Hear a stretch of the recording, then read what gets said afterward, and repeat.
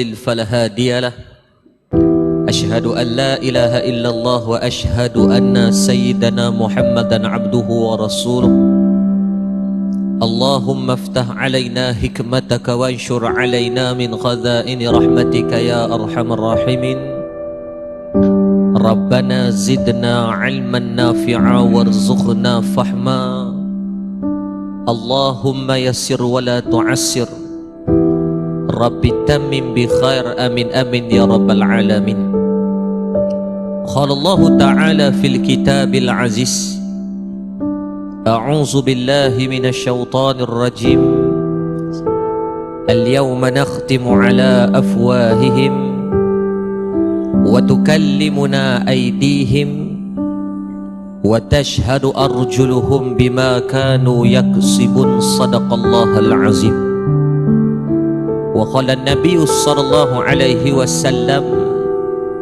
سيصيب أمتي داء الأمم يا رسول الله وما داء الأمم الأشر والبطر والتكاثر والتناجش في الدنيا والتباخت والتحاسد حتى يكون البخي أو كما قال رواه Imam Al-Hakim.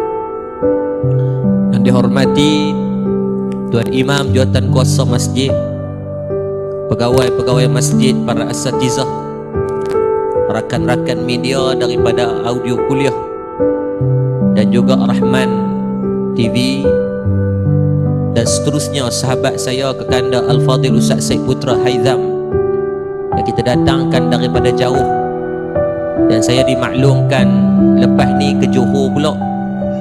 Lepas Johor dia akan overseas tu, keluar 4 bulan ke mana Ustaz? India. Balik dia cakap India pula lepas ni tuan-tuan. Ni live dah ni, cakap Melayu malam ni live dah. Tak ada lah lepas ni. Lepas ni tuan-tuan yang singgam dialognya tuan-tuan kena balik apa balik lah. Pertama dan selamanya sama-sama kita panjatkan syukur kehadrat Allah Subhanahu wa taala di atas ruang dan kesempatan yang Allah izinkan kepada kita semua pada malam ni. Dan alhamdulillah pada malam ni kita dah masuk pada malam yang pertama dalam bulan Zulqa'dah. Sama ada tuan-tuan sedar tak sedar, Ramadan dah tinggalkan kita sebulan. Syawal pun dah meninggalkan kita, sekarang dah masuk bulan Zulqa'dah dah. Atau bahasa kita panggil ni bulan kira dah bulan 11 dah tuan-tuan. Ada orang yang dia tak sedar pun sekarang dah masuk satu Zulqa'dah, dia tak sedar. Sebab apa kita ni tuan-tuan, masyarakat ni, saya sendiri pun sama, kita cakna dalam bulan ni, satu bulan ni Ramadan ni. Kalau tanya bulan Ramadan, hari ni hari ke berapa puasa, dia ingat tu, hari ni hari ke-16, esok 17. Sebab apa? Duk kira bila nak habis puasa. Dan bulan Ramadan lah satu-satunya bulan yang kata Profesor Buya Hamka, dia tulis dalam kitab dia, kata apa? Ramadan bulan yang Allah jadikan manusia kepada keadaan luar biasa. Tuan-tuan, kita tahu bila Ramadan ni waktu salat masuk pukul berapa? Tuan-tuan tanya member sebelah, maghrib masuk pukul berapa? Dia boleh jawab tepat 7.39. Al-Ustaz 7.38. Sampai Al-Ustaz pun dia tahu. Tapi malam ni bulan Zulqa'dah ni, tuan-tuan tanya kawan sebelah Zat, tak cik tengok jam kat depan tu, siapa tengok dosa? Tanya member sebelah, maghrib masuk pukul berapa? Kalau tak tengok jenah, tak boleh nak jawab. Jawapan paling selamat kita jawab apa? 7 lebih. Tak tu paling selamat, insya-Allah tak salah. Tuan-tuan rahmati Allah, maka dalam setiap bulan-bulan Islam, Allah Subhanahu wa taala memberikan satu peringatan yang baik kepada kita bahawasanya cepatnya masa ni berlalu. Setiap hari tarikh bertukar sama ada kita bersedia tak bersedia, tuan-tuan sihat sakit, tuan-tuan kaya miskin, muda tua, hari-hari bertambah umur kita. Maka apa yang kita bimbang dalam keadaan bertambahnya umur tetapi kita sikitnya amal yang dapat kita peruntukkan untuk satu saham yang kita nak bawa bertemu dengan Allah. Maka pada malam ni insya-Allah, bukanlah saya yang bercakap dan semua siapa-siapa yang sini kita nak bincang siapa alim siapa tak alim tak. Saya bukan orang alim tak, saya pun menumpang ilmu daripada guru-guru kita, saya cuma nakal bawa kepada tuan-tuan yang tu saja. Jadi malam ni kita buat forum santai, tak ada moderator, kira ramai dengan citibai je lah, mana-mana dulu insya-Allah. Jadi tajuk yang kita bincangkan pada malam ni, syurga yang dirindu. Syurga yang sangat kita rindu, yang Nabi sebut wa tamanna Allahu taala al-amani, semua manusia nak masuk ke dalam syurga. Maka sebelum saya meneruskan, saya nak bagi dululah kepada kekanda saya dululah. Nah, bagi Al-Fadhil Ustaz Syed Putra dulu untuk buka gelanggang kita pada malam ni. Saya sekadar kata lalu-lalu sebagai kira tuan rumah lah. Ada Ustaz nak kira cik lah. Ada Ustaz cakap bahasa Melayu tak apa, malam ni jangan cakap Indo ke Ustaz nah. Cakap tamil pula. Nah, jadi moga-moga kita nak minta Ustaz cerita sikit apa yang dia maksudkan syurga yang dirundui ni. Kita semua nak masuk syurga, tapi apakah elemen atau komponen yang mesti kena ada kepada manusia untuk masuk dalam syurga? Kalau nak masuk stadium pun kena ada tiket sana. Kalau nak masuk kelab malam pun kena ada cop di tangan, kena ada keahlian. Nak masuk gym kena bayar yuran. Maka syurga ni apa dia punya yuran yang kita kena ada untuk masuk dalam tu? Jadi minta Fadil Ustaz, fadal, syukur. Bismillahirrahmanirrahim. Assalamualaikum warahmatullahi taala wabarakatuh. Jazakallah khairan kathiran kepada Al-Fadhil Ustaz Yaakob Yusra. Asa macam baru jumpa kat KL lah itu. Pas jumpa kat Kedah, jumpa kat KL. Kami duduk lagu ni kat Kelang lah itu. Jumpa lagi, Allah temukan lagi dekat Kedah ni. Daripada utara pergi ke tengah, mai balik ke utara balik. Alhamdulillah. Nahmaduhu wa nasta'inuhu wa nastahdihi wa nastaghfiruh wa nu'minu bihi wa natawakkalu alayh wa na'udzu billahi min shururi anfusina wa min sayyiati a'malina. Man yahdihillahu fala mudilla lahu wa man yudlil fala hadiya lahu wa nashhadu an la ilaha illallah wa nashhadu anna Muhammadan 'abduhu wa rasuluhu. Amma ba'd. وقال الله سبحانه وتعالى في القرآن الكريم قل يا عبادي الذين أسرفوا على أنفسهم لا تقنطوا من رحمة الله إن الله يغفر الذنوب جميعا. صدق الله العظيم. وقال رسول الله صلى الله عليه وسلم إن الدين بدأ غريبا ويرجع غريبا فطوبى للغرباء يصلحون ما أفسد الناس من بعد من سنتي. وقال رسول الله صلى الله عليه وسلم من تمسك بسنتي عند فسد أمتي فله أجر 100 شهيد. وقال رسول الله صلى الله عليه وسلم من أحيا سنتي فقد أحبني ومن أحبني كان معي في الجنة أو كما قال رسول الله صلى الله عليه وسلم. Jadi alhamdulillah, pertama syukur pada Allah Subhanahu wa taala, kasih sayang Allah yang himpunkan kita semua. Saya sebenarnya Ustaz daripada Pulau Perhentian baru sampai. Tengok muka Samben. Kita ada program Rehlah Islahiyah kat sana. Kita berhimpun ramai orang daripada seluruh Malaysia. Dia bukan kata Malaysia, geng-geng bikers kongsi di Singapura pun turun. Terkejut tuan-tuan, orang kampung tengok bertatu semua ni, tengkok ni dengan tatu naga, semua berkat main sembahyang. Dalam keadaan kami berhimpun kat situ, makan sekali, tidur sekali, berpesan-pesan iman sekali, bertebaran seluruh pulau, jumpa orang cerita pasal Allah. Terkejut anak-anak muda, lepas rasa lepas rambut kuning merah samsing dah. Tiba-tiba mai penuh tatu pula, terkejut lagi, macam ni pun ada. Ada satu orang abang, dia mai kat saya, rambut dia kuning. Dia kata, Ustaz, saya macam mana saya panggil lepas ni? Saya jumpa lepas ni, saya beritahu kat lepas, kadang-kadang kita ingat kita samsing, kita lupa malaikat maut lagi samsing pada kita. Kita rasa kita boleh buat apa yang kita suka, tetapi Allah Subhanahu wa ta'ala Rabbul Jalil, Allah Subhanahu wa ta'ala walillahi junudus samawati wal ard, dialah pemilik kerajaan tentera langit dan bumi. Allah Subhanahu wa ta'ala memiliki segala-galanya. Malikal Yaum, merupakan raja pada hari pembangkitan nanti. Dialah raja yudabbirus sama ilal ard, dia ialah pentadbir kerajaan langit, daripada langit ke bumi. Kalau kita nak kata kita kuat, sesungguhnya kita ni bukan apa-apa pun di sisi Allah Subhanahu wa ta'ala. Banyak benda saya belajar. Kami pergi rehlah ni tuan-tuan. Masa balik tu saya nak cerita sikit tuan-tuan sebelum kita masuk pada bab syurga yang dirindui. Saya duduk dekat sebelah satu orang Mak Saleh. Bukan satu orang, satu pasangan Mak Saleh.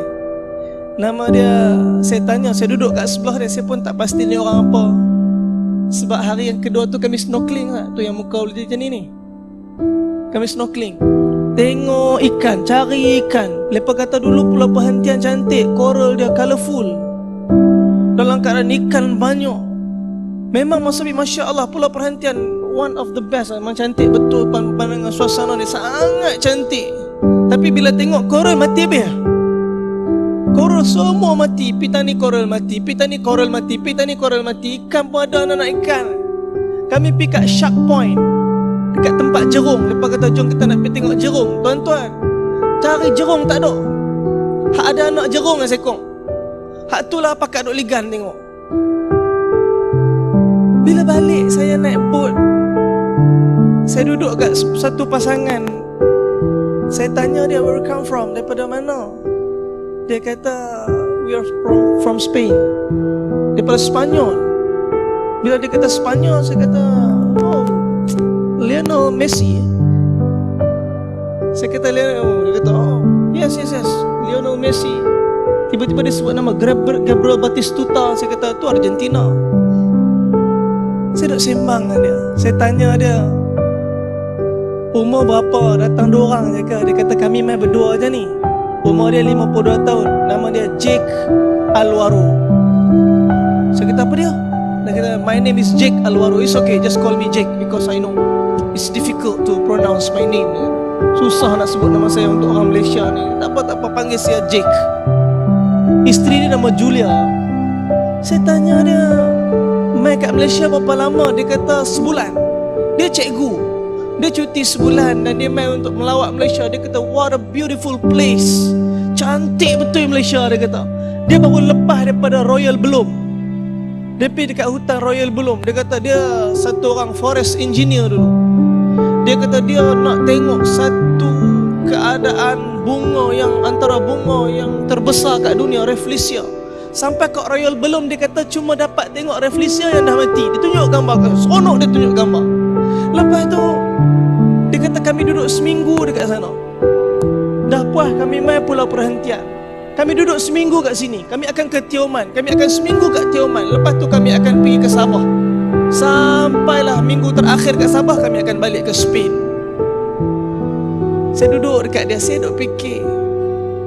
Dia berpusing keliling Malaysia untuk mencari satu kedamaian, benda yang begitu berharga, kecantikan yang ada kat negeri kita.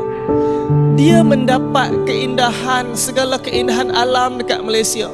Saya termenung fikir, kadang-kadang orang pelancong asing main dekat Malaysia, mereka melihat keindahan alam Malaysia, tapi mereka tak dapat tengok keindahan Islam daripada Malaysia. Mereka tak nampak keindahan Islam daripada orang Islam. Mereka tak nampak keindahan Islam daripada akhlak orang Islam. Saya duduk, saya termenung macam mana saya nak mula fikir. Saya pegang Quran masa tu. Saya tengok kat dia, saya kata, Mr. Alvaro, actually sometimes when we go to a place which is very, very beautiful, we feel excited and we feel so peace in it. Kita rasa seronok, tenang bila kita pergi kat tempat yang cantik-cantik di sekitar seluruh dunia ni. Tapi saya nak bagi tahu satu benda dekat Mr. Alvaro. Kami buat program kat sini 200 orang. Daripada seluruh negeri Malaysia kami berjumpa kat sini untuk cari ketenangan di satu tempat yang begitu cantik kat sini. Cuma kami tak berbicara tentang kecantikan tempat ni. Kami berbicara tentang satu tempat yang kecintaan, kecantikan dia melebihi segala kecantikan yang diceritakan oleh Tuhan kami dalam kitab ni. Muttaqiin fiha 'alal ara'i la yarawna fiha syamsan wala zamharira.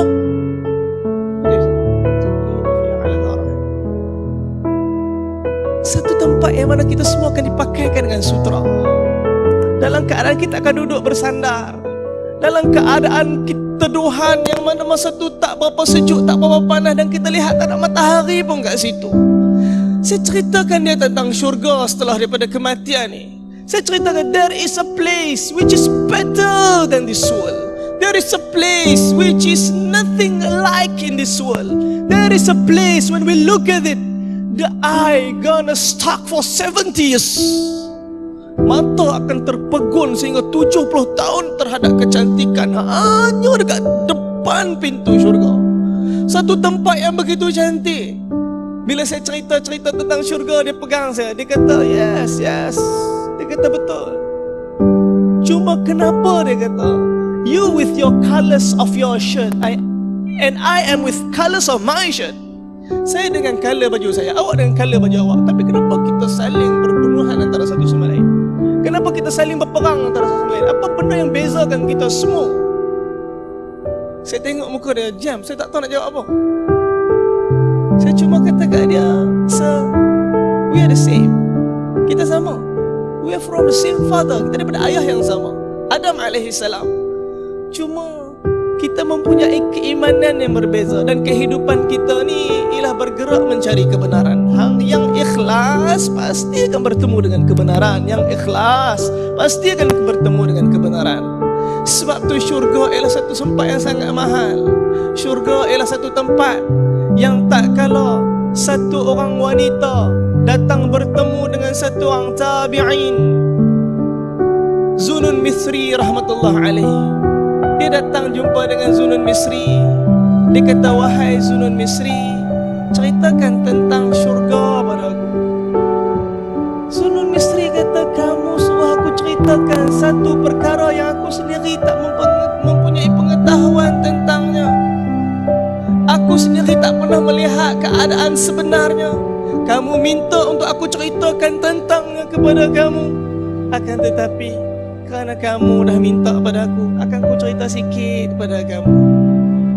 Dalam keadaan Allah subhanahu wa ta'ala berfirman, tatajafa junubuhum 'anil madaji'i yad'una rabbahum khawfan wa tama'a wa mimma razaqnahum yunfiqun.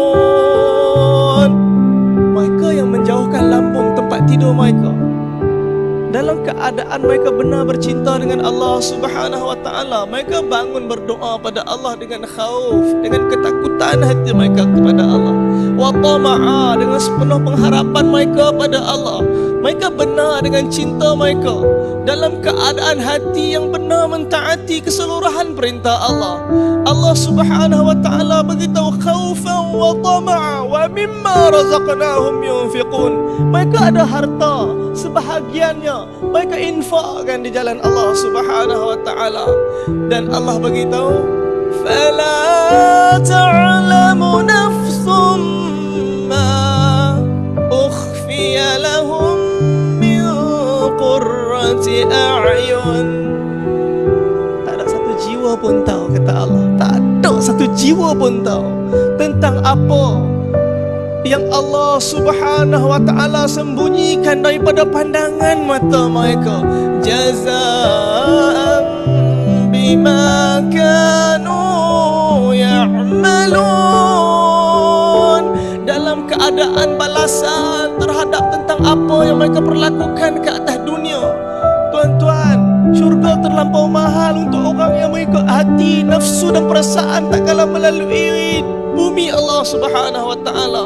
Dia bergerak dengan apa yang dia nak, dia buat apa yang dia suka. Lepas tu dia kata, ya Allah, bagi aku masuk dalam syurga. Tuan-tuan, syurga bukan macam tu. Bahkan laluan yang dilalui oleh orang-orang yang Allah tempatkan ke dalam syurga, Allah firman dalam surah Al-Baqarah, dalam keadaan Allah tanya, am hasibtum an tadkhulul jannah, adakah kamu sangka kamu boleh masuk syurga? Tuan-tuan, Allah tanya pada saya, agak-agak saya kalau mati hari ni saya boleh ke masuk syurga? Kadang-kadang orang nampak, oh bagus dia ni, pakai serban, pakai jubah, Masya Allah, orang panggil ustaz. Wallahi tuan-tuan, saya pun tak tahu mana keadaan tempat saya ke akhirat nanti. Wallahi, berapa banyak dosa yang disembunyikan, berapa banyak dosa yang Allah tutup daripada pandangan. Dalam keadaan tu kita masih bergerak dan kita rasa kita seseorang atas muka bumi ni. Wallahi kita tak tahu. Allah tanya, adakah kamu sangka kamu boleh masuk syurga? Am hasibtum an tadkhulul jannah walamma ya'tikum mathalul ladzina khalau min qablikum massatuhumul ba'sa wad-dharra wa zulzilu hatta yaqula ar-rasul walladzina amanu ma'ahu mata nasrullah ala inna nasrullahi qarib. Allah tanya, adakah kamu sangka kamu boleh masuk syurga sedangkan belum datang ujian pada kamu, tekanan pada kamu, dalam keadaan sehingga bergoncang hati dan jiwa kamu seperti mana orang yang terdahulu bergoncang hati dan jiwa mereka, sehingga mereka rasa dalam keadaan susah sangat Allah bagi ujian pada mereka, sehingga mereka berkata kepada Rasul yang ada bersama dengan mereka, bila lagi Allah nak tolong kita? Bila lagi Allah nak tolong kita? Allah jawab, ala inna nasrullahi qarib. Allah kata, pertolongan aku ni dekat dah. Pertolongan aku ni dekat dah. Tuan-tuan, sabar susah. Wallahi sabar susah. Kalau sabar ni senang, bahkan Allah Subhanahu wa taala tak jadikan nilai syurga begitu hebat seperti mana yang Allah sediakan di saat dan ketika ni. Harga syurga ialah melalui dengan mujahadah, ialah menekan nafsu untuk mengikut kehendak Allah Subhanahu wa taala. Dalam keadaan ustaz, tiket untuk masuk syurga, kalau bahasa mudah untuk kita beritahu, sami'na wa ata'na. Kita dengar segala apa yang Allah turunkan dan sunnah Nabi SAW, wa ata'na, dan kita taat sepenuhnya tanpa sikit pun kita bertolak dengan apa yang disampaikan. Semoga Allah Subhanahu wa taala meletakkan kita pada jalan ini.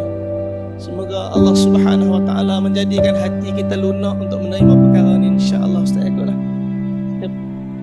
Saya pas kepada Ustaz aku, insya-Allah. Dia moderator tak ada, dia jadi confused sikit saya.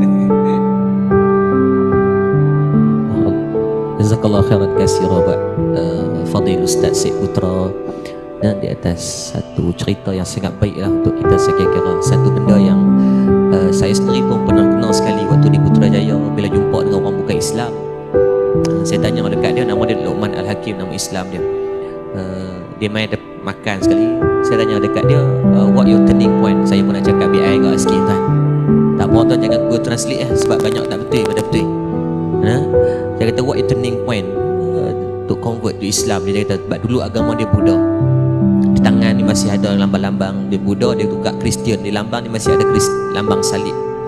Saya tanya turning point untuk masuk Islam ni must be something lah yang behind yang nak boleh masuk Islam ni. Lepas tu dia kata, Ustaz, first of all dia kata saya minta maaf. Dia kata saya sangat minta maaf dekat Ustaz. Sebab dia kata, saya tanya sebab apa minta maaf? Dia kata Ustaz, dia kata kalau saya tengok akhlak orang Islam di Malaysia, mungkin saya takkan masuk Islam.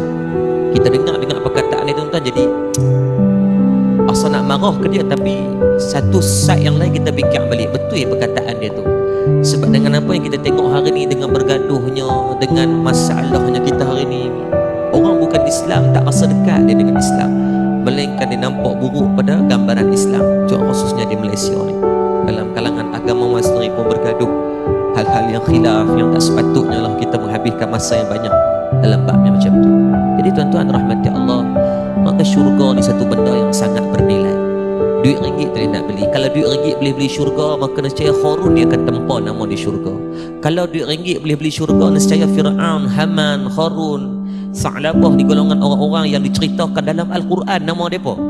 Allah menempa nama mereka ni lekat dalam Quran sebagai panduan sampai kiamat nanti. Nak cerita kata syurga dengan jawatan tak boleh nak beli. Syurga dengan duit ringgit tak boleh nak beli. Syurga hanya disebabkan kamu ni orang yang berpengaruh, kamu ni orang yang terkenal, kamu tu orang yang ada ilmu. Walaupun kamu tu ada ilmu, kamu atas dunia orang gelar kamu orang yang alim, kamu ni pergi mana pun orang kenal kamu ni orang yang bagus, tapi belum tentu lagi masuk ke dalam syurga. Sebab apa? Hak mutlak yang memegang kunci syurga atas keizinan Allah Subhanahu wa taala dan syafaat Nabi sallallahu alaihi wasallam yang Allah izinkan syafaat Nabi bagi kepada kita. Maka tuan-tuan dirahmati Allah, maka syurga ni benda yang sangat terlalu bernilai bagi kita. Dalam Al-Quran, dalam bulan Ramadan baru ni, kita selalu dengar tu imam baca pada malam harinya. Ketika mana dibacakan dalam surah A'la, dalam surah Al-A'la tu, ayat-ayat yang terakhir, 4 ayat yang terakhir, Allah kata bal tu'thirunal hayatad dunya. Allah menggambarkan satu keadaan yang ingin kita semua ni, bahkan berapa ramai yang tertipu dengan keasyikan dunia, berapa ramai yang tertipu dengan kelazatan dunia, yang kita pun sedia maklum bahawa dunia ni bersifat baharu. Baharu maksudnya sementara. Hebat kemas tak mana, panjang umur tak mana pun, dia ada dia punya ending dia, dia ada dia punya expired date bila tak tahu.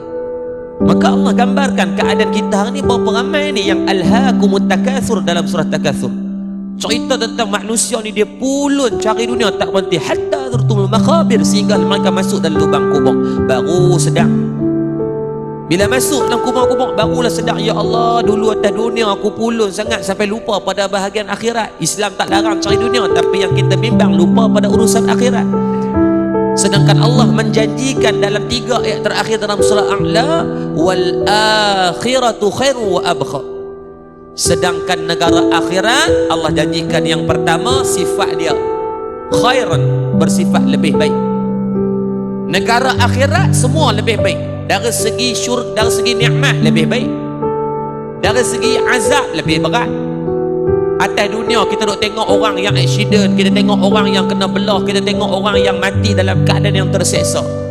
Saya pernah buka satu video yang mereka tayangkan accident dan dia tersangkut bawah lori, duduk dalam kenderaan ni, orang tak boleh apa-apa, kereta dah terbakar. Masih hidup ni tapi duk minta tolong, tolong ramai tolong, tapi orang tak boleh nak tolong sebab takut meletup dan sebagainya. Pakat duk ambil gambar daripada jauh ya.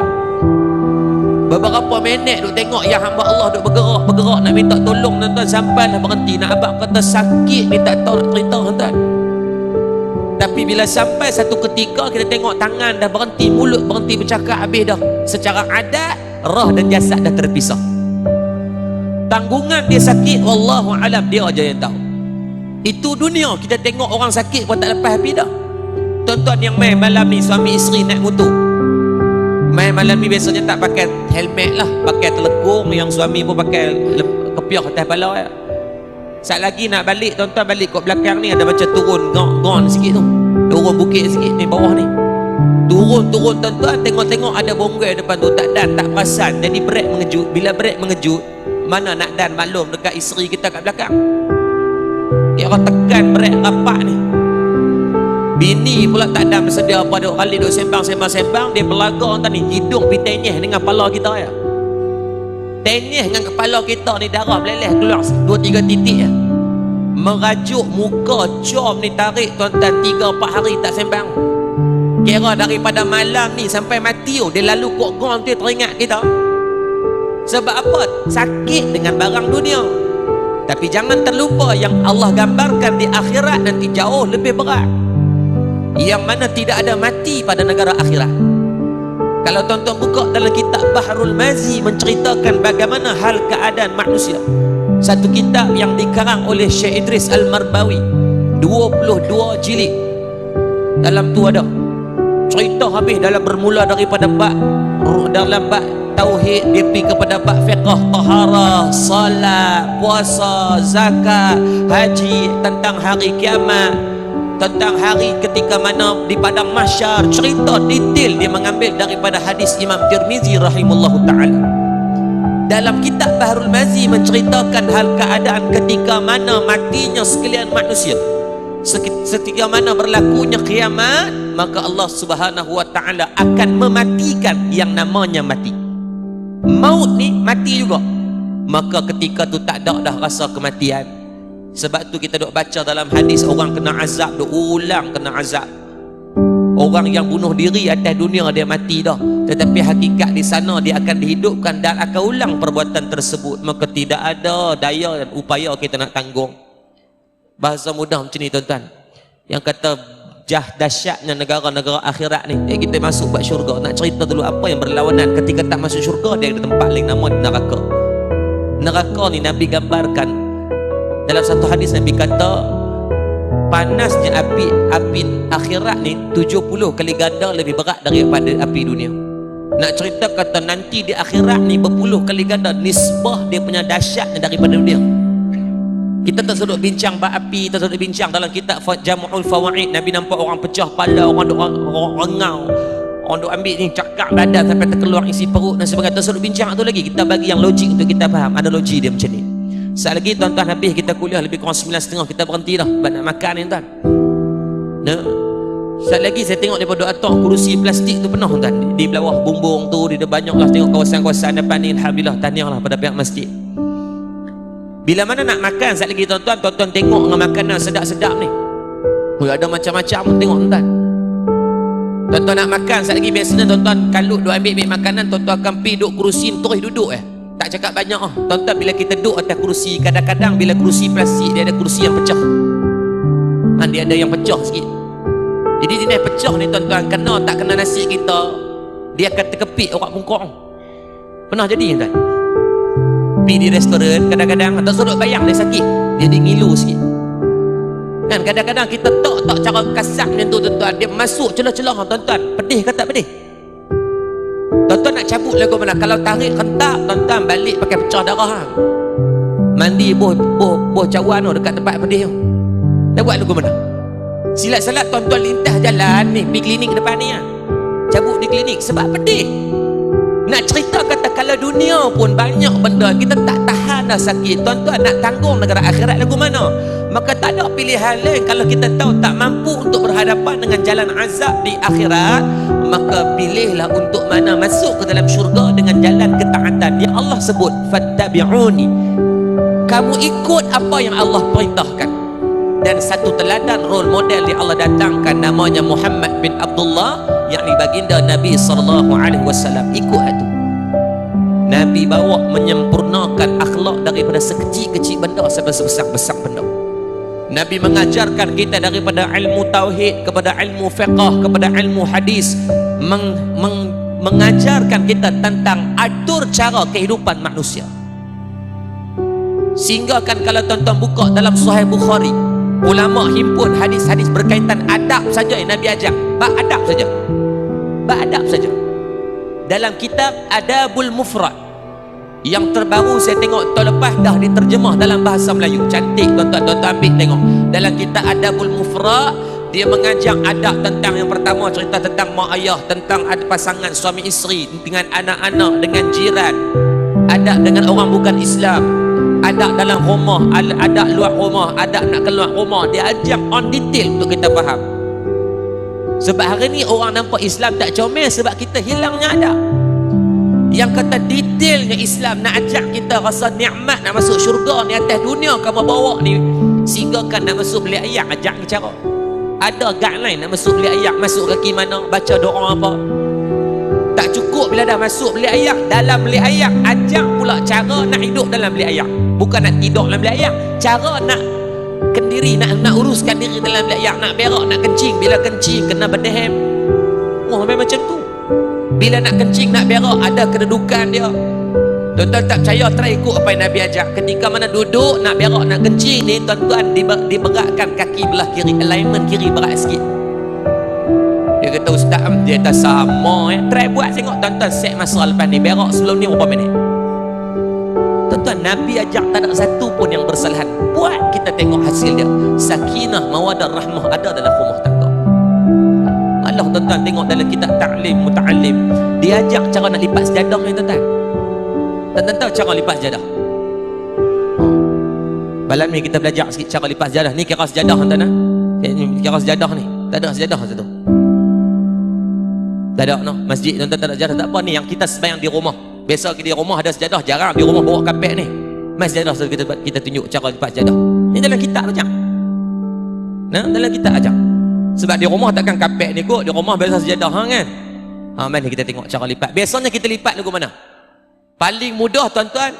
Oh banyaknya buat main je. Banyak sangat. Ni nak suruh saya lipat tu semua ke apa? Tuan-tuan, biasa kita lipat lagu mana? Cara paling senang noh, cara paling senang kita lipat dua noh. Lepas tu tinggal. Tanpa lihat suami ni tahu. Bukan orang Seri Kedong, orang Taman Jati. Kan? Paling senang daripada bawah tembak naik ke atas satu, lepas tu belah. Kan? Kalau hak muslimat lagu mana? Kalau yang muslimat biasanya dia tak kain telekung. Main pakai tu.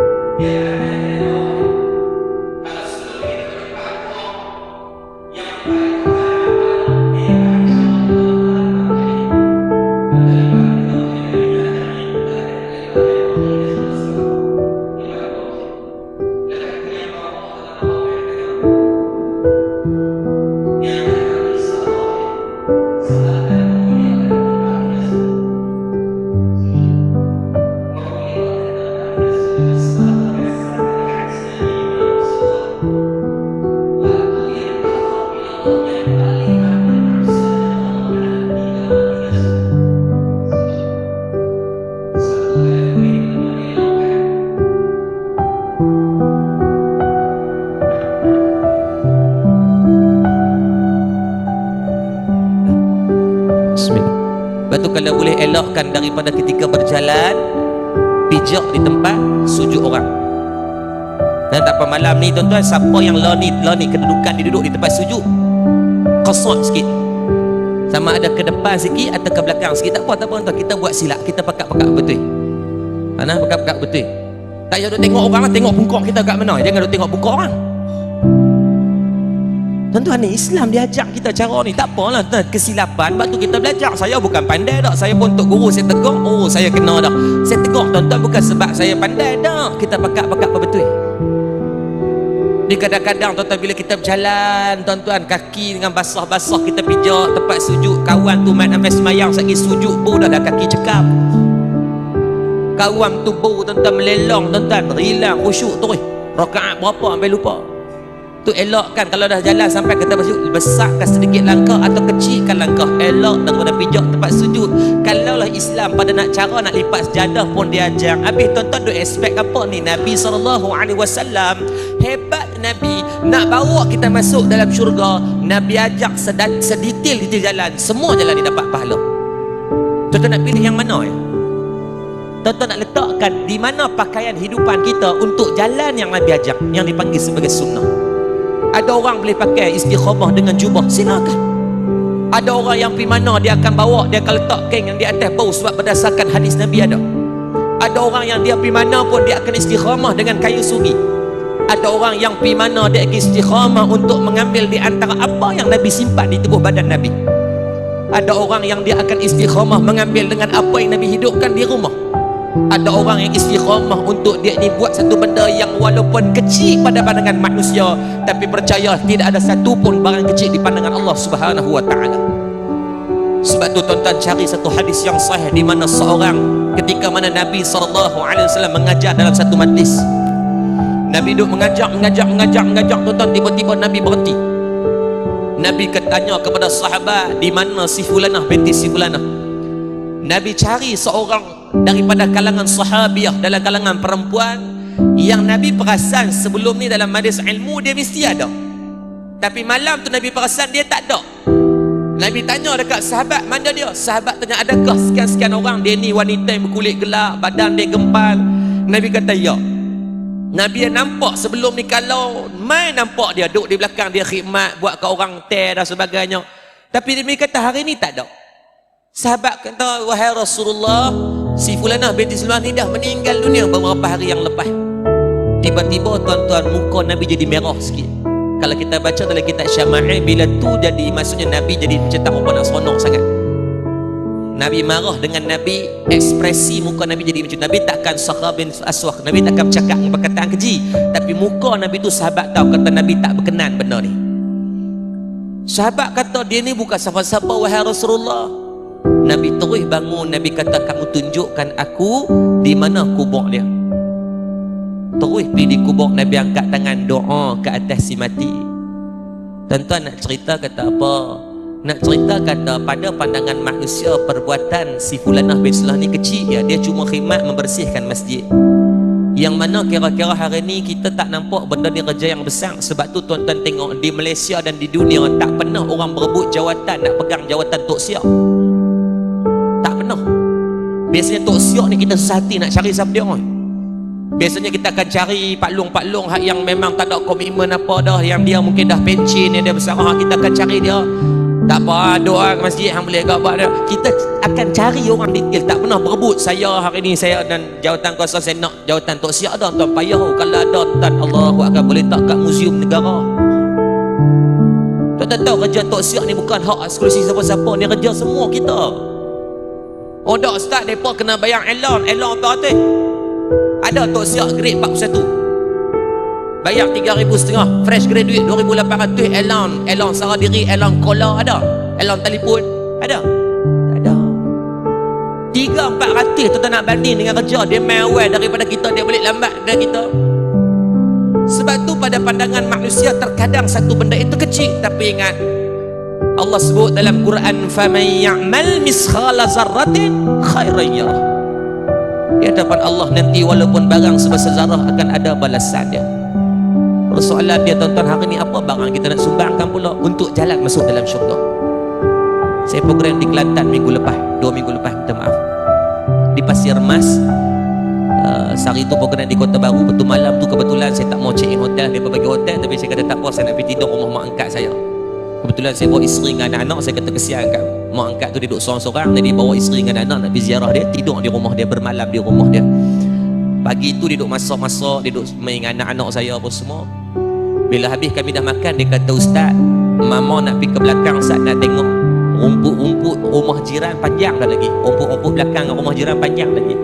Saya kata, "Mama nak buat apa?" Dia kata, "Tak ada apa, petang ni duk ingat nak misi rumput tu dia orang dah. Umur 60 lebih lah, tapi dia beli satu misi rumput khas untuk dia misi rumput rumah orang, bukan rumah dia." Dia kata, "Tak apalah, Mama kan nak buat apa dah. Duit minyak apa ringgit, minyak misi rumput bukan nak pakai kebotol pun. Kan misi rumput, oh," dia kata, "sambil-sambil buat, Mama boleh gak berpeluh," dia kata. Tapi satu benda yang saya tertarik, tuan-tuan, bila setiap rumput tu jadi saksi depan Allah. Perkataan tuan-tuan kena jam tu. Tuan-tuan boleh bayang berapa banyak rumput yang dipotong. Janganlah esok semua beli misi rumput bakal duk pergi sapu rumah orang pula. Saya cerita ni, nak abang kata, di mana ruang yang saya dengan tuan-tuan boleh cari untuk kita contribute? Di mana ruang tu? Dia, walaupun dia perempuan, dia ni dah berumur 60 lebih dah. Anak-anak semua dah duduk di Kuala Lumpur, dah ada banyak cucu, tapi dia duk fikir apa sumbangan dia boleh buat. Dia memikirkan tu sumbangan dia membuat, walaupun misi rumput tak sesuai dengan cara tu, dia boleh upah orang, duit dia banyak, dia pesara kerajaan, dia gaji dia sekarang pencen saja 3-4 ribu sebulan. Tapi dia memikirkan lagi apa dari segi benda kebaikan dia boleh buat. Mengaji tak tinggal dah, tapi ni sat-sat yang kecil yang orang tak nampak. Kadang-kadang kita di masjid pun nampak kotak, tuan-tuan. Kita nak letak mana muka kita hari ni? Yang teruk lagi kadang kencing sendiri pun tak ada nak flash. Berak tak flash bodoh. Bila flash tik tegak macam berak tu juga. Tuan-tuan, kita Islam, tapi perangai kita kadang-kadang kita pentingkan diri. Kita kata tak apa, sat lagi ada orang buat. Tuan-tuan, orang tu kita lah. Allah datangkan manfaat untuk kita buat pahala. Allah datangkan peluang bagi nampak kotak kat depan kita. Tuan-tuan ambil peluang tu. Kadang-kadang pergi semayang di tempat-tempat, kadang-kadang tengok kotak, tuan-tuan, Allah sedih kita. Saya khutbah baru ni satu, bukan di Kedah, di luar daripada Kedah. Dia satu masjid jenis kampung-kampung ni sikit lah. Bila nak di atas mimbar ni, tuan-tuan, tik cicak penuh atas kursi. Beda kira ustaz nak letak bungkuk ni, tuan. Bekas bungkuk ustaz tu, hak yang keliling tu semua ada tik cicak. Kena ustaz yang bungkuk besar jenuh, tuan-tuan. Sampai tempat atas kita nak baca mimbar, nak letak tangan, nak letak tek khutbah tu pun, ya Allah Rabbi, saya kata, dalam hati kita rasa tak sedap sangat. Awak jadi macam ni. Kalau kita tegur, dia kata, "Ustaz, kami pakai seminggu sekali." Kadang-kadang tak ada, tuan-tuan. Semua ambil rasa tanggungjawab. Sebab ni peluang nak masuk syurga. Tuan-tuan tengok di luar lagi nampak ada kotak kat mana-mana. Besok fikir aku free waktu mana, pukul 5 balik kerja, pukul 6 lebih tu main sikit masjid. Kita buat takkan mana kita boleh. Sumbangkan sesuatu untuk kita masuk dalam syurga. Kita rindu nak masuk syurga, tapi dengan jalan yang macam mana? Balik tanya diri sendiri, insya-Allah. Semoga Allah Subhanahu Wa Taala memberikan manfaat yang baik. Jadi tuan-tuan, saya serahkan balik kepada untuk kira-kira dalam masa setengah jam lagi, di 15 minit untuk ustaz, ataupun lebih sikit tak apa, ustaz ambil masa tak apa. Nah, dalam 9.30 kita nak berhenti dah. Nah, jadi minta Al-Fadhil Ustaz Syed Putra ceritakan lebih mendalam sikit, bila rindu kat atas syurga, apa benda yang mesti kena ada kepada kita semua. Apa benda yang bila kita buat, walaupun mungkin benda tu kecil, tapi moga impact dia besar untuk kehidupan kita. Apa benda yang mungkin benda tu kecil, kalau kita istiqamah, Allah Subhanahu Wa Taala masukkan kita ke dalam syurga, insya-Allah. Tafadhal mashkura. Bismillahirrahmanirrahim. Jazakallah khair Ustaz Yaakob, insya-Allah. Dan saya kadang-kadang cakap, tuan-tuan, orang lama kita rasa macam budak-budak kat depan ni. Tuan-tuan, hidup ni sebenarnya berkenaan dengan hati. Kadang-kadang kita hidup untuk memenuhi kehendak hati. Kita berkira-kira untuk Allah Subhanahu Wa Taala. Kita nak syurga yang paling tinggi. Kita nak supaya Allah Subhanahu Wa Taala tempatkan kita dengan Sayyidina Habibuna Muhammadin sallallahu alaihi wasallam, seperti mana para sahabat radhiyallahu taala anhum ajma'in. kita nak duduk dengan Nabi sallallahu alaihi wasallam. Tapi bila mana sampai pada perkara-perkara yang dibentangkan depan kita satu, kita berkira-kira untuk amal. Kita berkira-kira untuk mendekatkan diri untuk datang pada perintah Allah Subhanahu wa taala. Dikala orang dulu menyempurnakan keseluruhan Islam, hari ini saya sendiri kadang-kadang kita pilih-pilih amalan agama apa kita nak buat, apa yang kita nak tinggal. Bila kadang-kadang maksiat dibentangkan di depan mata, kita terbuat maksiat, rasa seronok pula dah buat maksiat ni. Kita ulang pula buat maksiat ni. Hati nakkan syurga Allah, hati nakkan keampunan Allah. Tapi dunia ni memang bentangan yang susah jalannya untuk balik pada Allah Subhanahu wa taala. Sebab tu Allah sebut, bal yuridul insan, bal yuridul insanu liyafjura amamah. Bahkan manusia ni nak sangat buat dosa, lepas tu dia buat berterusan buat dosa-dosa. Manusia bila buat dosa berterusan, kadang-kadang dia terlupa yang mungkin hari ni hari terakhir atas dunia. Tengah buat dosa, kadang-kadang kita terlupa yang kita disaksi oleh Allah Subhanahu wa taala. Kita diekori oleh malakatul maut. Sebab tu kita seronok kadang-kadang saya sendiri kita, Allahumma salli ala Sayyidina Muhammad. Dosa-dosa yang dibentangkan oleh Allah, tak kalau kita tekan untuk tinggal, wallahi akan ada kemanisan di sebalik daripada dosa yang kita tinggal. Cuma kadang-kadang orang yang bukan Islam disebutkan dalam Quran, bahkan mereka yang buat dosa berterusan ni, tak kala ditegur, mereka kata yas'alu ayyama yaumul qiyamah. Kiamat bila? Kami mati bila? Kita tak tahu. Dan Allah beritahu fa'idha, dalam keadaan fa'idha bariqal basar, kalaulah kami datangkan hari kiamat tu di depan kamu sekarang ni, terbeliak mata kamu takut. Wa jumi'al wa khasafal qamar, ketika tu Allah akan hilangkan cahaya bulan. Wa jumi'al syamsu wal qamar, kami akan himpunkan bulan dan matahari.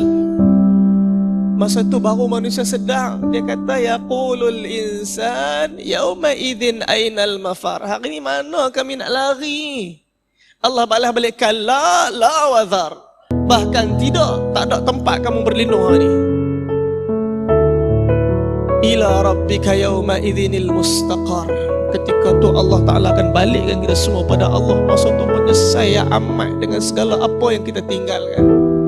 Dan Allah Subhanahu wa taala bentangkan kita di depan dia, dan Allah beritahu yunabba'ul insan, akan diberitakan, akan diceritakan semua pada manusia.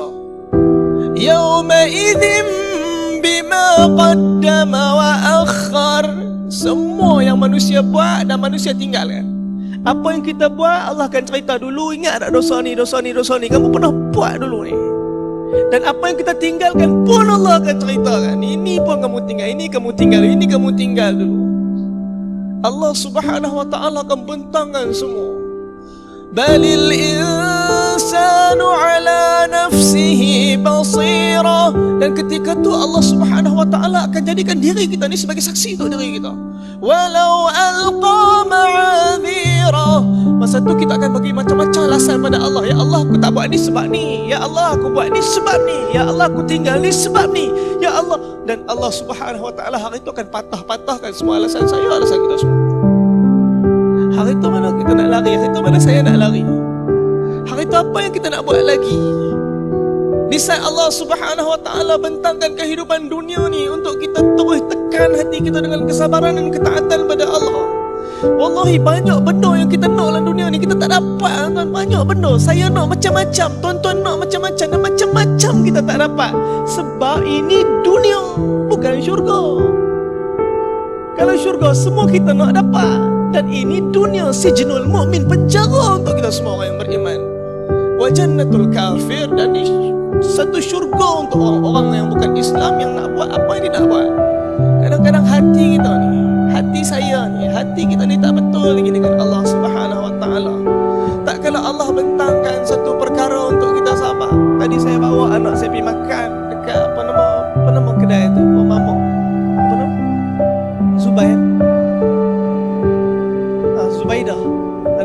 macam tu dekat Taman Sejati tu. Sampai-sampai order ayam, nak minum semua, order makan. Dan anak saya terak cawan dengan cawan-cawan, dia terak habis air Milo. Anak saya nombor 2, Masya Allah, memang macam tu Allah bagi sifat dia suka terak habis. Di mana dia akan terak? Kalau tak terak tak sah. Allah Ta'ala bagi sifat kat dia. Dia terak habis air Milo. Kena pula baju sahabat saya Ustaz Nazrin ni, habis bertumpuk pula baju dia. Dah tak ada baju lain tak iron buat mai pakai. Tuan-tuan jangan nak pelik sangat, nak bertumpuk tu bukan apa tu, tu air Milo. Tuan-tuan nak beritahu dalam keadaan Allah bentangkan benda ni, kalau ikut nak mengamuk, nak marah. Hati kita memang macam tu. Hati kita tak kalau dibentangkan oleh Allah Subhanahu Wa Taala dengan satu benda untuk kita sabar, kadang-kadang dia main, ya Allah, geram sungguh lah. Sebab tu saya selalu kata, nak sembang pasal sabar ni senang, tapi bila mana masa sabar tu diperlukan, masa tu sabar tu tak ada. Bila mana orang buat salah dengan kita, kita duk kenang, tak ingat salah ni sampai geram semua. Tak ingat, dah tak boleh lupa. Di saat kita buat dosa tu, tentu dah Allah Subhanahu Wa Taala tak boleh lupakan dosa kita. Walaupun kita minta ampun pada Allah dalam keadaan satu orang tabi'in menyebutkan, tak kala dia bertaubat kepada Allah Subhanahu Wa Taala, dia ikut pergi umrah bersama dengan jamaah, tak kala dia tengok sebelah dia orang sibuk berdoa dan menangis, di sebelah lagi dia tengok satu orang sedang sibuk dalam keadaan dia solat, habis solat, tapi dia tak buat apa-apa, dia duduk sorang-sorang, dia tongkat tangan dia. Bila jemaah bangun bergerak ke Mina, dia pun ikut sekali. Masa tu dia pandang ke langit. Masa tu dia bercakap dengan Allah. Dia kata, ya Allah, aku terfikir, aku risau, kalaulah aku ni duk buat dosa, walaupun kau ampunkan dosa aku, wahai Allah, macam mana kau tak lupakan dosa ni? Macam mana aku nak bertemu dengan kau dekat negeri akhirat nanti? Tuan-tuan, wallahi Allah boleh ampunkan semua dosa kita, tapi mana kita nak letak muka kita di depan Allah? Dan Allah sebut dalam Al-Quran, wujuh yawma idzin nadhirah, berseri-seri muka orang yang dimasukkan dalam syurga pada hari itu. Ila rabbiha nazirah, dia pandang pada Tuhan yang dia bercinta sebelum ni, yang tak pernah tengok, yang tak pernah tahu. Dan hari itu dia melihat satu keindahan melebihi daripada segala keindahan. Rabbul Jalal, pencipta langit dan bumi, yang menjadikan segala keindahan dunia dalam keadaan dialah pencipta yang maha indah. Ketika tu dalam keadaan orang yang bercinta dengan Allah akan memandang pada Allah Subhanahu Wa Taala, dan disebutkan pada masa yang sama, wa wujuh yawma idzin basirah, dan orang-orang yang Allah putuskan untuk masuk dalam neraka Jahannam, wajah mereka dalam keadaan masam ketakutan.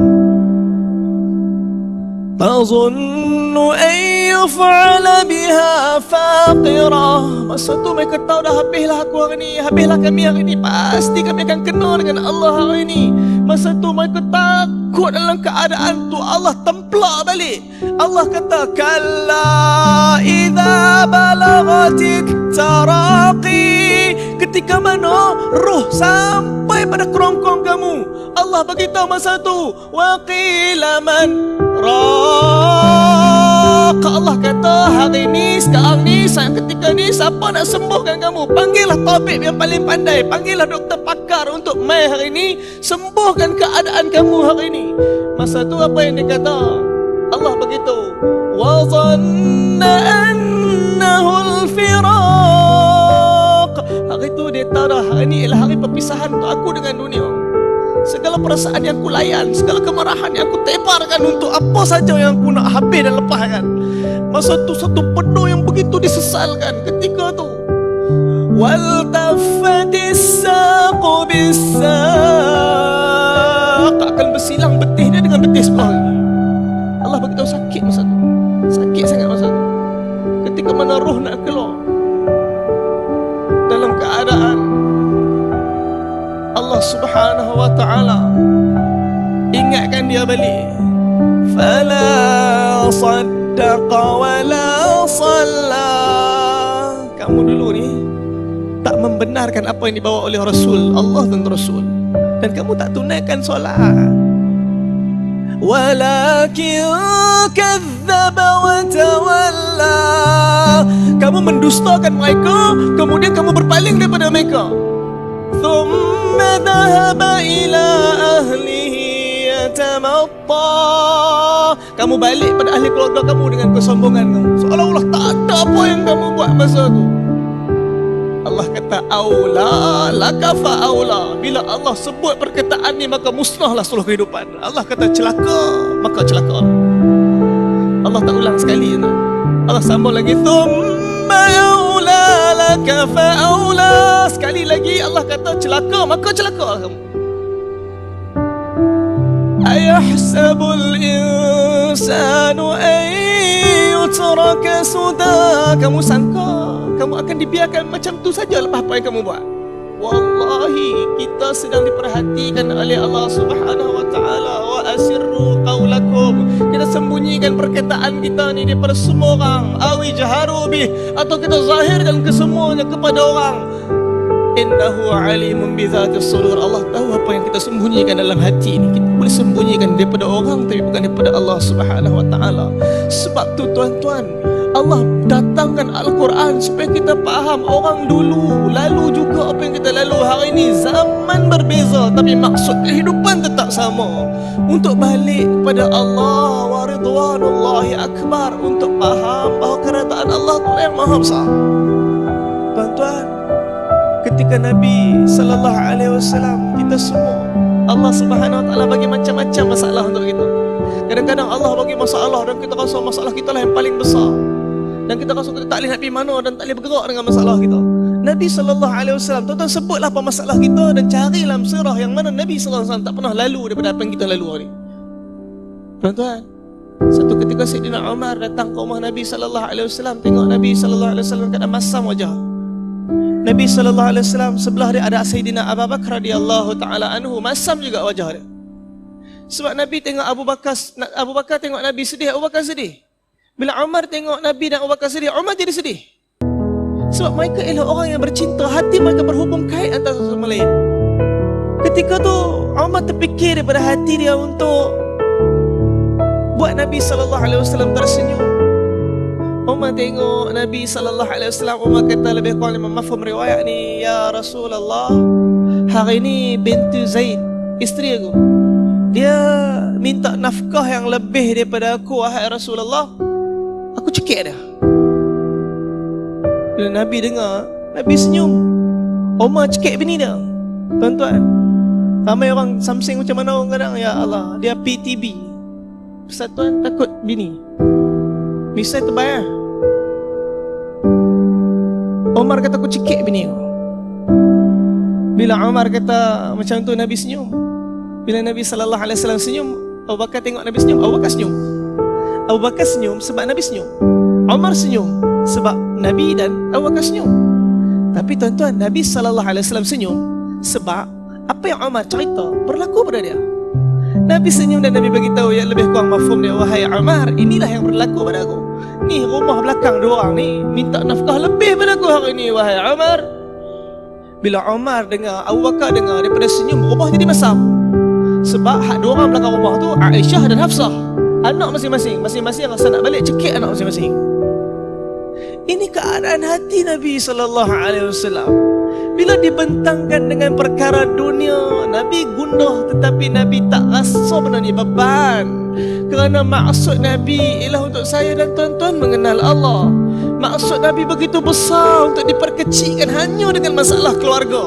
Masalah keluarga Nabi sikit pun tak menyebabkan Nabi terlalai daripada perintah Allah Subhanahu wa taala. Kita frust dengan pelbagai ujian yang Allah bagi, dan bila frust, kita tinggalkan pelbagai amalan yang Allah nak kita amalkan. Kita begitu tertekan dengan masalah yang kita rasa besar, kita lupa yang dibentang masalah ni ialah Allah yang maha besar. Tuan-tuan, sebab tu bila Nabi sallallahu alaihi wasallam ada je masalah dengan keluarga, Allah cepat-cepat hadirkan Al-Quran bagi motivasi pada Nabi sallallahu alaihi wasallam.